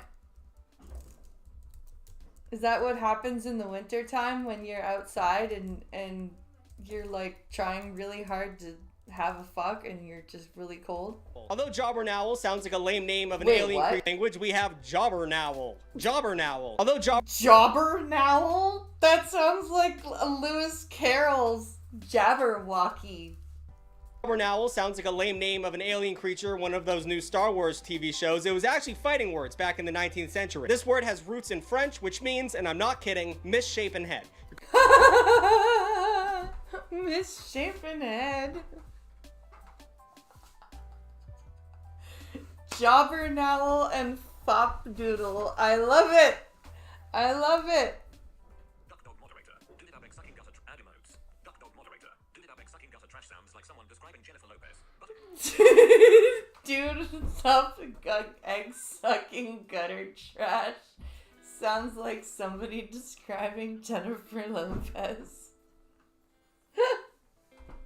Duck dog moderator. At Pincalo the driving ape are sodomy and all the other two. Duck ad emotes. Oh, Jesus Christ. That is just too funny. Okay. You're calling someone a conehead when you call him a Jobbernowl. Let's take a look at Jobbernowl in the form of writing from the 1902 John Kendrick Bangs novel, Olympian Night. You're a Jobbernowl and a doodle, a meandering mooncalf and a block-headed numps. Jobbernowl. Let's take a look at Jobbernowl in the form of writing from the 1902 John Kendrick Bangs novel, Olympian Night. You're a Jobbernowl and a doodle, a meandering mooncalf and a block-headed numps, a gabby and a loon. A Gabby and a loon. This is a Scottish novel. I can tell that right now. You're a jobber. I can hear it in the Scottish. You're a jobbernowl and a doodle.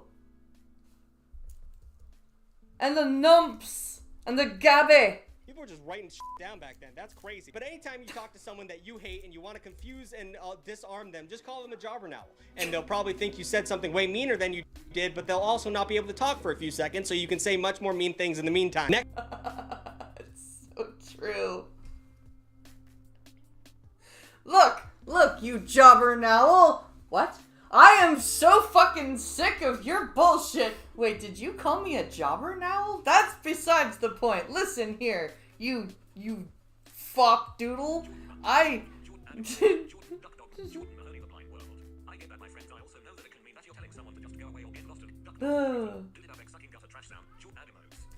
Next up, we have Bescumber. Bescumber. It sounds like the secret 13th month. It means,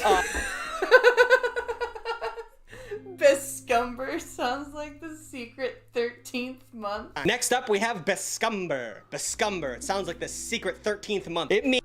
No, it sounds like some horrible venereal disease. I'm afraid you have contracted Bescumber, my good man. That's what it sounds. It means, it's kind of weird, actually. Bescumber means to poop on somebody. It means to put shit on them. It means to shit on somebody. There's a word for that, and now you know it. And now it's gonna be stuck in your head for the rest of today. That's... You are such a Bescumber. You... All you do is make people miserable. All you Bescumber, you. This is too funny. That's just such a specific situation, and I don't know why we would have to come up with a word for it. And there's a certain subsect of this population that would use that word, but we're not going to talk about them. I don't care if it was invented in the late 16th century. No way that was happening so often back then that you had to make a word. The only thing that should be bescumbering is a baby, like on itself, or if you're holding it and it accidentally poops. That's the only You smell like a fuck That being doodle. said, ever since I learned that word, I've been using it in a folksy way when I'm playing video games. Like, let's say I clutch a 3v1 in the finals. Oh, bescumbered. Like, instead of saying get shit on, you say, oh, bescumbered, brother. Also, I play the finals and you should too. People say it's a dead game. It's not a dead game. They just released an update. It's really good. And if you want to play with me, I'm around. Oh, here's a good one. How about arf arf and arf? That's a real What? game. They just released an update. It's really good. And if you want to play with me, I'm around. Oh, here's a good one. How about arf arf and arf? Arf arf and arf? That's a real one. Arf arf and arf. Arf arf and arf just sounds like a dog barking or like a Phillies fan choking on a ballpark frame, but it's a swear.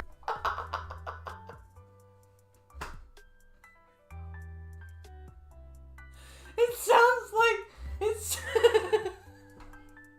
it sounds like fucking were people just writing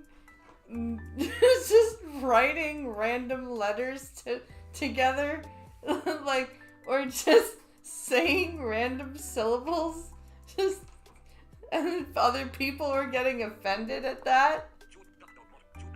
What the fuck? Swear word from the Victorian era, so it's got a little bit of fanciness to it. It basically means a drunkard, like someone who can't handle their booze, but they keep going back to it for some reason.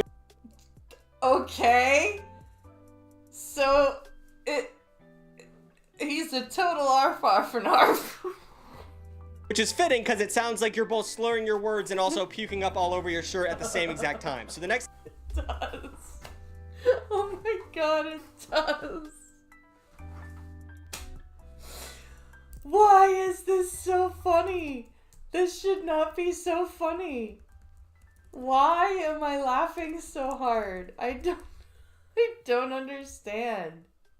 The next time someone gets too drunk at your frat party, that's an arf, baby. Get out of here. Cacafuego is another fun one to add to the Rolodex. You know that friend that's always bragging about their high score in a video game that you don't care about at all? That's a cacafuego. For anyone who even knows a little bit of Spanish, it should be obvious what the word means. It Go away or I shall insult you a second time. Yep. Exactly. Like the fire, like shit on fire. But historically, it became a game that you don't care about at all. That's a cacafuego. For anyone a cacafuego? That friend that's always bragging about their high score in a video game that you don't care about at all, that's a cacafuego. For anyone who even knows a little bit of Spanish, it should be obvious what the word means. It sounds like a fiery shit. Literally translates to fire, like shit on fire. But historically, it became a word used for braggarts, people who brag all the time. The term was coined after a pirate ship named Cacafuego was captured in 1579. He named the ship Cacafuego? That's too funny. The whole point of that was they named their ship Hot Shit, which is so braggadocious, and then the ship got caught. So it's like calling someone, you think you're hot shit, but, you know, everyone knows you're full of it. We have Scobberlotcher. Ooh, Scobberlotcher. I like that one. I figured it out. What? I hate it. What? Now you're on all messages. Okay, here. Because you're only reading like, you're only seeing like Duck Dog, it looks like. I've been answering Jordan.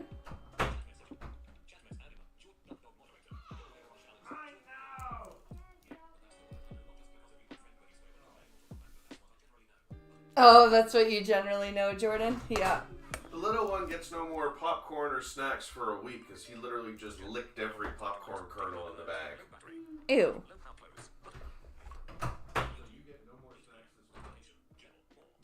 That is disgusting.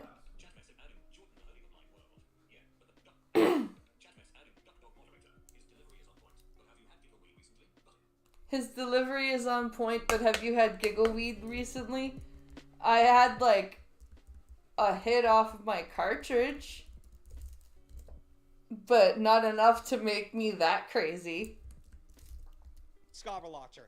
They named their ship Hot Shit, which is so braggadocious, and then the ship got caught. So it's like calling someone. But for some reason with language with me, it just gets me. I don't know.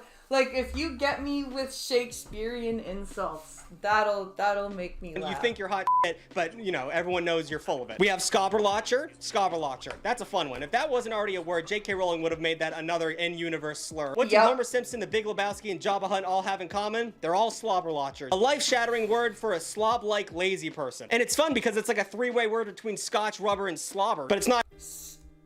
Scobberlotcher? I like that. I really like that. A scobberlotcher. You are a scobberlotching fopdoodle. Actually, it's a most likely derived from the Old English word scobberloit. But to me, it sounds like a delicious flavor of candy, like butterscotch, but better. But that also makes me sound like a scobberlotcher, so I'm gonna hold that thought to myself. Now that's what I'm gonna start calling people in Combat League, a scobberlotching fopdoodle. Let's take a sharp left turn to an ancient swear that is a little bit upsetting, and it is beard splitter. Beard splitter? Oh dear. What does that mean? Does that mean you're taking your beard and just... Now, I'd like everyone to take a moment and pause the video and try and think of what this actually might mean, because it's not great. Now, there's a lot of different ways to call somebody a dick, but beard splitter is probably one of the worst ones. This Victorian-era slang that meant penis usually was reserved for men that visited prostitutes a lot. Oh. Oh. Oh, I get it. Ew. That's gross. A lot. I hope we see where we're going here, because woman having a bush of pubic hair was very popular for most of human history, and a penis goes in there and it splits the pubic hair. A beard splitter. Yeah, I get it. Ew. Ew. Ew. Gross, gross, gross. And that's why it's called the beard splitter. I don't know. I think even though I didn't swear during all of that, that's probably the most likely thing that's going to get me demonetized. But yeah, next time you just want to call your friend a dick while being fun with it, just call him a beard splitter and then sit there in silence while he figures out what you just said, and then he's going to go, oh, dude. Thank you for that, sir. I now have ammunition for Combat League. Where nobody's going to be like, there's no way I can get reported for calling somebody a beard splitter, or a fop doodle, or a scobberlotcher. They're just like, what the fuck?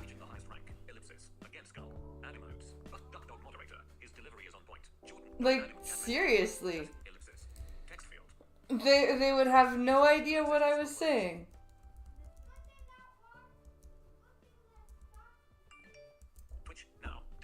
Alright. Where are we here?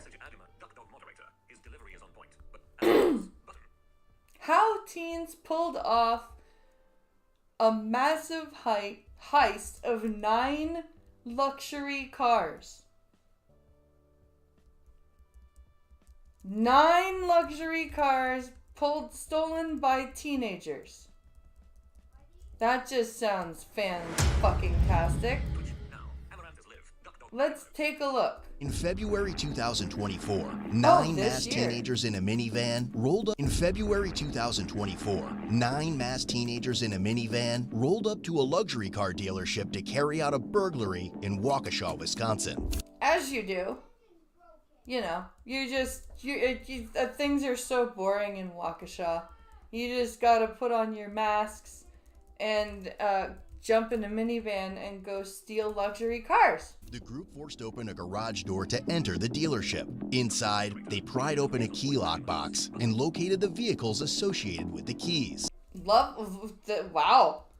They just went right for the keys. They didn't do any sort of jimmying or anything. Shortly after, one of the vehicles crashed through a garage door, making way for 8 other vehicles to escape. Wow. It is estimated that over $583,000 worth of luxury cars were stolen, including Land Rovers, BMWs, Jaguars, and Porsches. And a partridge in a pear tree. Minutes later, dispatch received a call about several new luxury cars without plates pulling into a gas station in West Allis, Wisconsin. The caller reported seeing 8 young black males and 1 LOL, that luxurious Volvo dealership.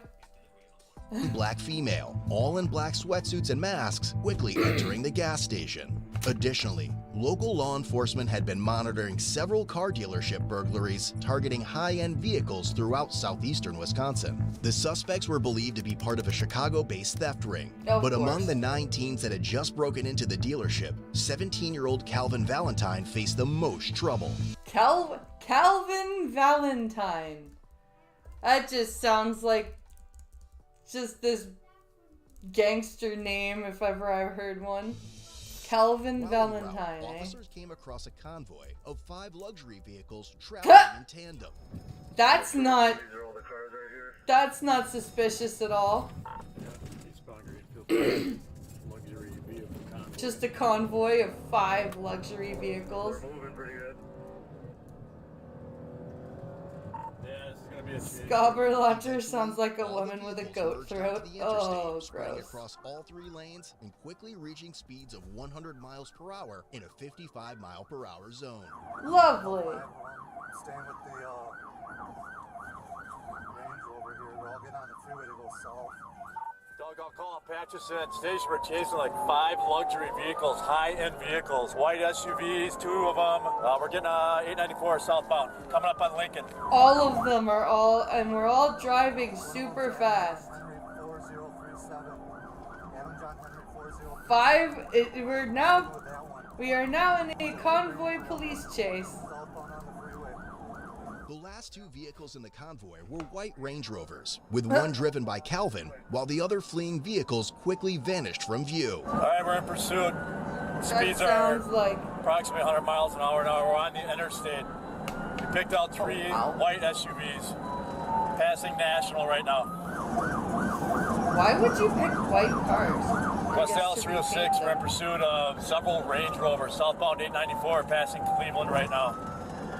Obviously, probably going to be stolen from dealerships.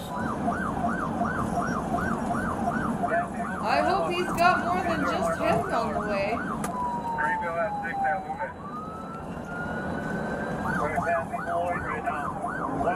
Black SUV, and we have two white SUVs. Okay, so I guess this means that how do you chase a whole convoy of cars with just one of you? Doug, I'm staying on this black and white one right now. Coming up on the Beloit exit, still south. Speed's at 100.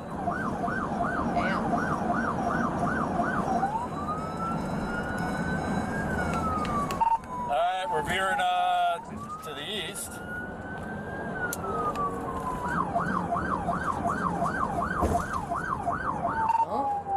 There's at least four of them here that we're in pursuit of. Last two are white SUVs. First one's black. The one in front of that's a sedan. They are going quick. Passing 92nd Street. Speeds at 105. Going up on 76th Street exit, 84th Street exit. 105. You're good. Go. Passing 84th Street exit right now. 84th Street, 84th Street. Fucking civilian traffic, man. Hammer it. You're good. West Dallas pursuit. Probably burglary, stolen vehicles here. 84th Street, 94 eastbound. Just past 76th Street. I wonder how long he's Try gonna this Range Rover. lead them Adam on John a Henry, chase. 4307. Adam John Henry, 4307.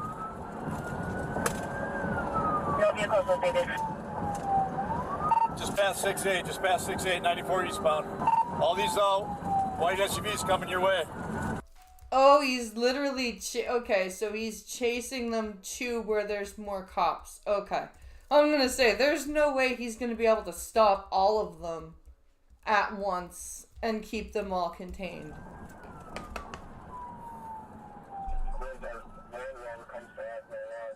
There was a stick deployment. Were you successful? Can you confirm that they hit? Negative. This is correct. Let's go. Catch up. A second set of stop sticks were deployed further ahead and appeared to successfully make contact with Calvin's vehicle. Oh shit, so they got one of them. Doug, call it out if you can. Alright, I'm gonna call him. Still eastbound 94. Oh, he's not driving. Okay. The one guy that's been doing all the talking is not driving. I understand now. That's his partner that's driving, and he's telling his partner, go faster, go faster.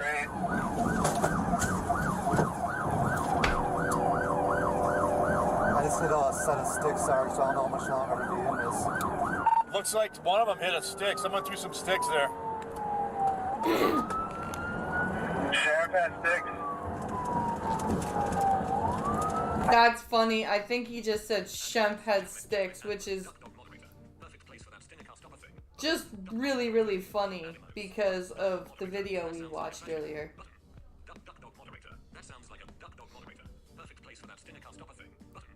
Perfect place for that stinger car stopper thing. Ah. We're continuing eastbound on 94. We're passing 27th Street. Sheriff threw out sticks, not sure if they hit any. Sarge, I'm gonna be out, Sarge. All right, we're coming by the airport exit. Somebody's out? Does that mean they got hit? All right, we're gonna come around the curve here for the airport. Should be be coming up on College. Looks like one of the Range Rovers got a flat tire, back left tire flat. I'm gonna And they're still driving? Of course they're still driving. stay with that one. Yeah, that's affirmative. The Range Rover, one Range Rover is back left flat tire. I still got two of them running side by side here. Speed's at 100. Jesus. So they're keeping abreast of each other at 100, so nobody can get past them. But definitely flat tire on the Range Rover. Slow on speed, tire's gonna come off, gonna blow.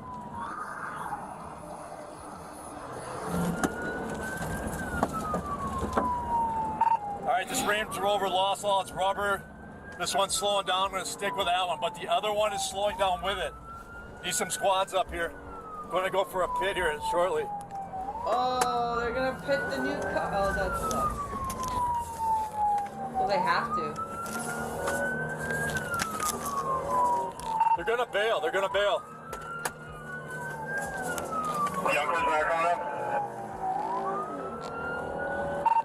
All right, that other sheriff, watch that other one in front of it. There's another Range Rover slowing down to cover for this car. Good. This guy's really good on the radio. He's very descriptive. He's making it very easy for me to figure out what's going on. I must say, he's making it very easy to follow. Alright, give me some more up here. Looks like I got one sheriff with me. We're back up to 86 miles an hour coming up on Ramsey. Hey, let me...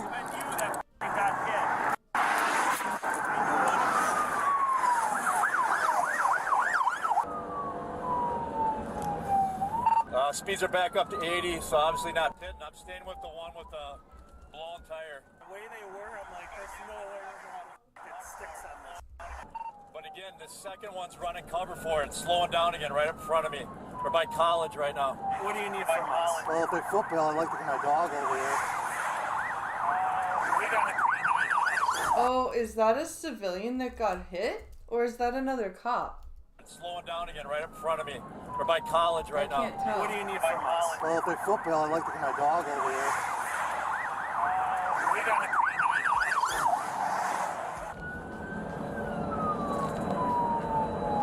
Or is I can't tell if that's a cop or a civilian. Coming up on Rossum, he might try to exit here. They're looking to bail. This car is for sure. I got that second stolen coming up behind me now. That wasn't me, man. No, that's all right. I don't know who was it. Was it? Jacket. Oh.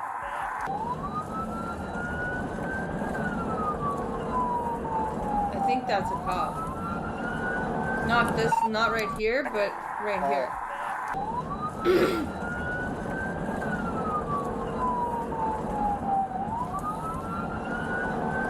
Man, they just won't stop.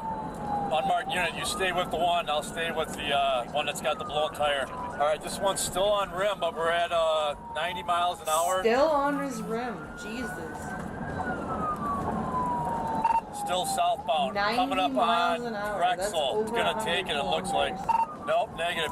Still southbound. That other agency unit's chasing the other Range Rover white. I'm passing Drexel now. One with the back left tire out. George, you got two with you. All right, so he's on the rim, but he's still traveling at 100. That other unmarked unit's up ahead on the other car. Sarge, I'm with you. I can call it. So now we've got 3 units. That's better. That's better. Now we have more people that are converging to try and stop all these 5 people. But what happened to there's 9 teenagers. So does that mean that some of them have doubled up in the car? All right, you call us closer. All right, we're still southbound 94, coming up on Pews.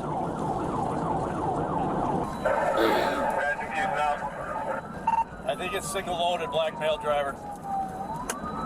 Still southbound, coming up on exit 322, Ryan. This is crazy. Losing a lot of debris from that back left tire. Speeds are at 100. Coming up on Elm, if anybody gets that sticks. Got nothing on the back left tire. Speeds are still 100. That is crazy. Nothing on his tires. Speeds are slowing.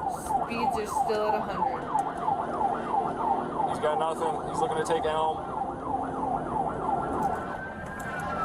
Speeds are down to 80, passing 324, past Elm Road. He's over in lane 3. Still way too fast for a pit, but if it does drop down again, I'm going to try to do it.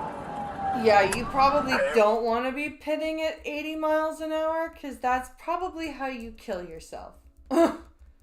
even if your car has like special like cages and shit like that for you, don't want to be doing that. Speeds are up to 100 again. It's got no rear left tire riding on rims. Very loud noise coming from that back rim, but he's still at 95. I'm requesting any other agency to deploy sticks so we can slow it down even further. Get any other agency that's able to deploy stop sticks so we can slow this down even more. Person southbound, lane 2, passing exit 327. LED. 94 southbound, lane 1. What's the difference between a stop stick and a spike strip? Is everybody ready for football when this comes to an end? I mean, we're still at 105 right now, but maybe we get some more sticks on it. Coming up on Highway K, half mile ahead. You got plenty behind you, Sarge. Yeah, looking to maybe anybody forward with sticks. Still requesting that. Bring this to an end. You're getting a little bit pissed off that there has nobody that's coming forward with sticks. He's like, okay, I'm waiting for the stop sticks. What's going on? Hello, anybody? Sheriff's Department's passing, Sergeant. Copy that. Male operator, early 20s, got a black hoodie on. Copy that. Negative on stakes. Still southbound 9-4. Speeds are down to 90. Coming up on the 335 exit. All right, that stick missed, but I see a squad up ahead in front of us. Moving over to lane 3. This is a long chase. Holy shit. I keep expecting them to like, okay, we've got them. We've gripped them in. But no, it just keeps going. All right, some squads up ahead. We're coming up on you fast at 108 mile an hour. We're in lane 3, coming up on exit 337, Mount Pleasant Summers. He's splitting 3 and 4 currently.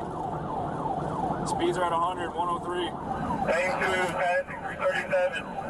White Range Rover.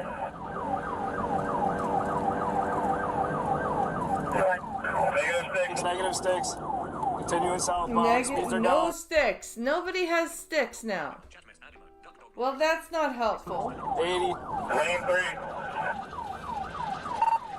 Still too fast. Is that I'm what at that 73 rim's for a make? pit. That's the Still too rim? fast. 75. I mean, I'm in position, but still too fast. This SUV, it might roll. All right, you guys, here we come. More sticks coming up ahead. Okay, we finally have stop sticks.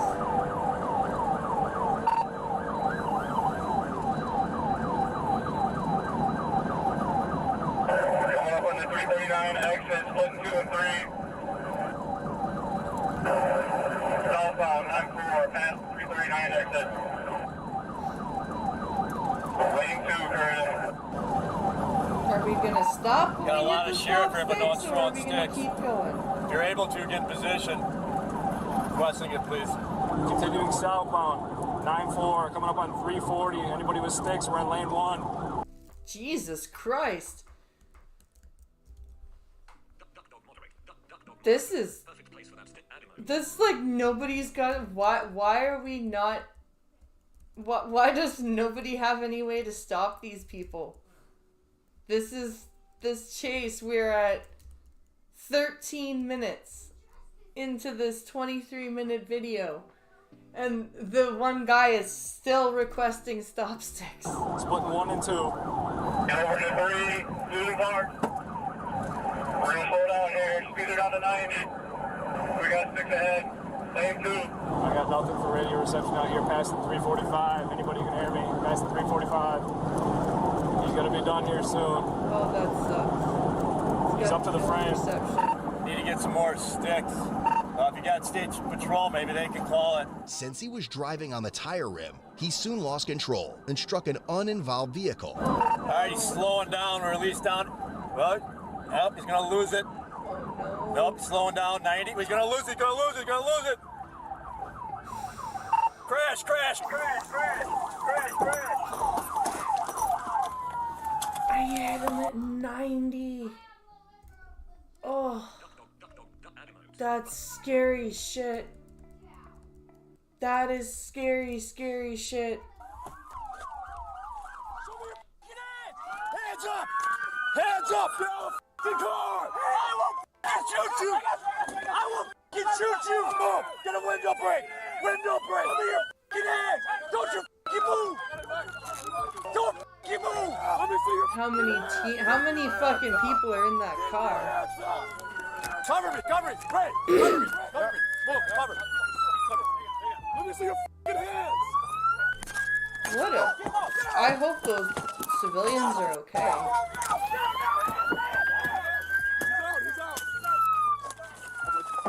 Check on that other driver. I got him. Yeah, no shit. Are you guys good? You guys good? Good? Thank you. That driver is probably very, very fucked up. Shut up! Shut the f up! What is he saying?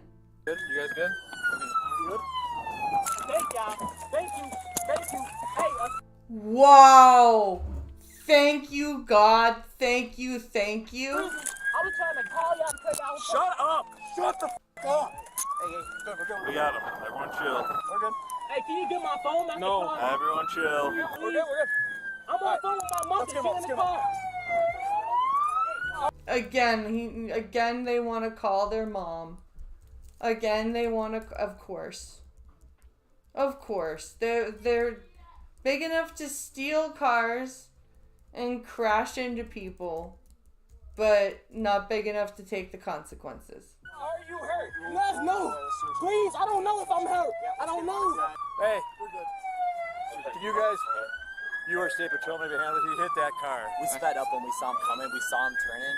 Yeah, next time just stop on again. We pulled over. Okay. And I don't know if you saw, but I pulled over, and then I saw him coming, and I was like, he was spinning. Hey, I don't know. Can you please help me? I'm young. I'm a teenager. I'm a teenager. Then why are you fucking doing this shit? Why are you doing this nonsense? And then, like, this is what I mean. People have this thing where they think they can act a specific way, and then they're like, but I'm only 16 now. No, you don't get to get out of that because you're 16. You were pulling adult bullshit. Write that down, please. Yep, we'll do it in a second, sir.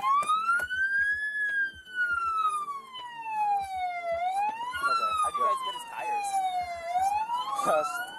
We got devices for that, but we're just making sure you guys are good. No medical needed, anything? What, actually, listen, pardon. Yeah. Where do you want us to go? Just stay here. All over this way, sir. That one guy's like, oh my god, where do you want us to go? I don't understand. What the hell? You put my pants up? I'm a teenager. I'm a teenager. I'm a teenager. Well, that didn't stop you from stealing cars like an adult. Hey, can I get my phone? My mother. Quiet. Bring him over here. Be quiet. Take him over there. Yeah, well, too bad. He just choked me. I'm a teenager. You asked me if... Dude, shut up. Stop talking. Help yourself. Stop talking.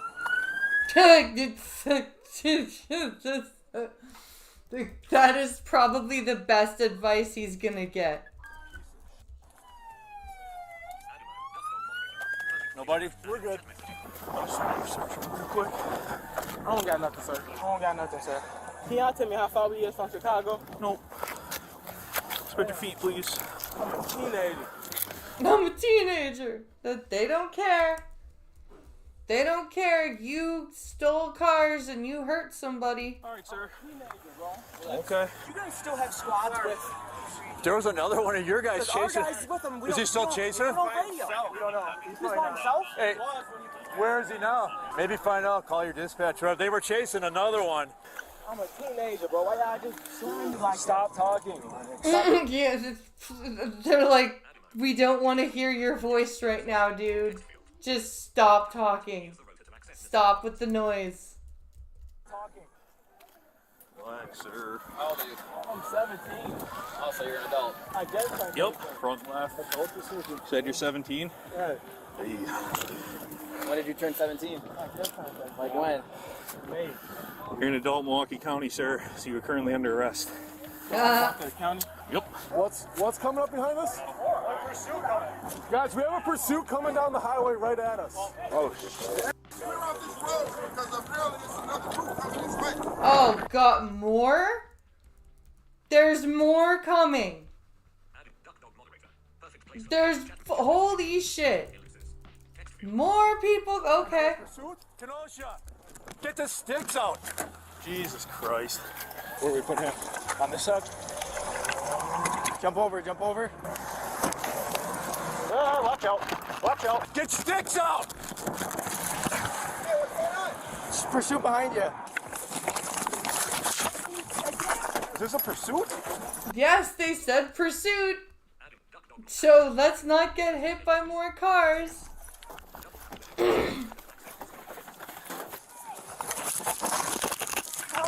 Stay. Don't move. Is it a pursuit? I don't know.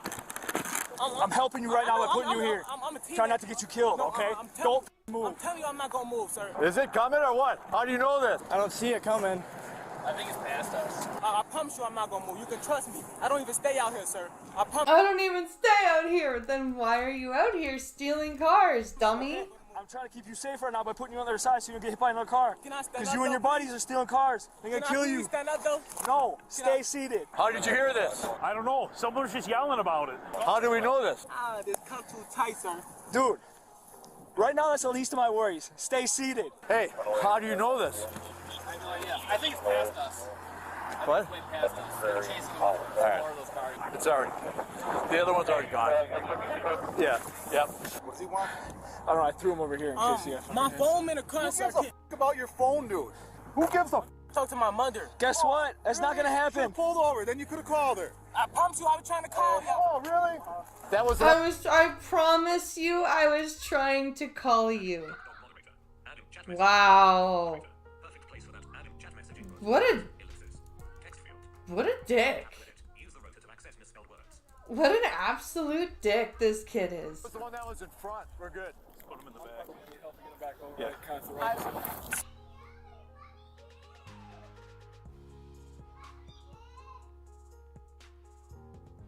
What's going on, children? You can let me help too. You can let me sit on top of your first. Put my legs up for you right there. You got an idea on this guy? No.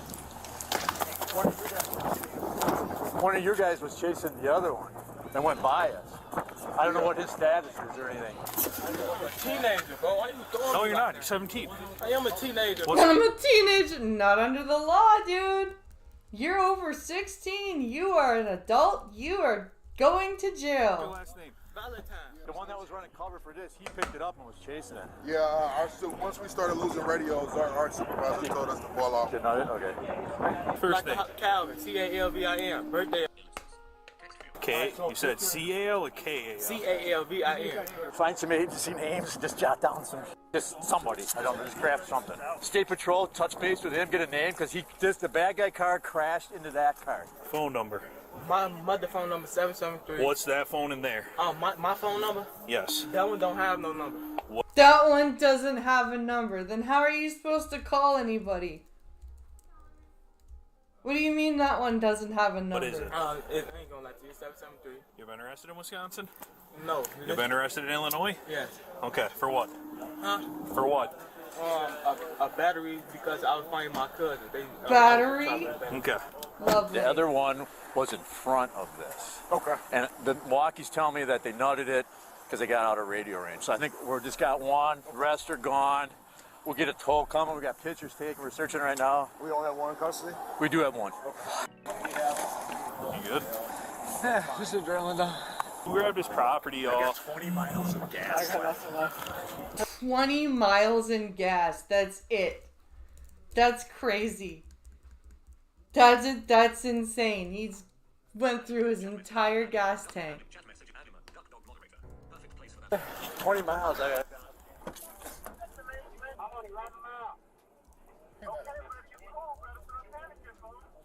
We almost made the state line. That cop wants to beat the fuck out of him. Yeah. They're from Wisconsin. You were in Wisconsin. Yeah, we would have still chased you. If I understand, stop sticks are smaller and have a housing, while As the spike pursuit strips are concluded, much longer and Illinois don't have a State Police housing. advised they located one of the involved vehicles at a gas station. Oh! So this is the only vehicle we have, and we don't have any information on it. Hello, sir. Do your cameras work? Yeah, camera. Can I see the video? According to the store clerk, 4 vehicles arrived at the gas station to refuel. A younger black male wearing a mask handed over $40, requesting gas for all 4 vehicles. Gas for all 4 cars for $40. Okay. Believing the clerk was taking too long, he asked for his money back. Subsequently, 3 of the 4 vehicles left the gas station. At that time, he came to me and he said, no, give me my money back. Okay. And he was rushing. And they left? And then he left while the nozzle was in his car. That's why this nozzle is beeping, pump number 5. And all other car ran out, and then I saw this one is still... Alright, face us. Turn this hood down. So he left with the nozzle still in the car? That's okay. Yeah, drop your hood down, and then we're gonna do the same thing. Look forward, to your left. Face forward. Mug shots. Yeah, face forward. Okay. Look straight at me, please. Alright, pop shoes off. Go head back in the cell.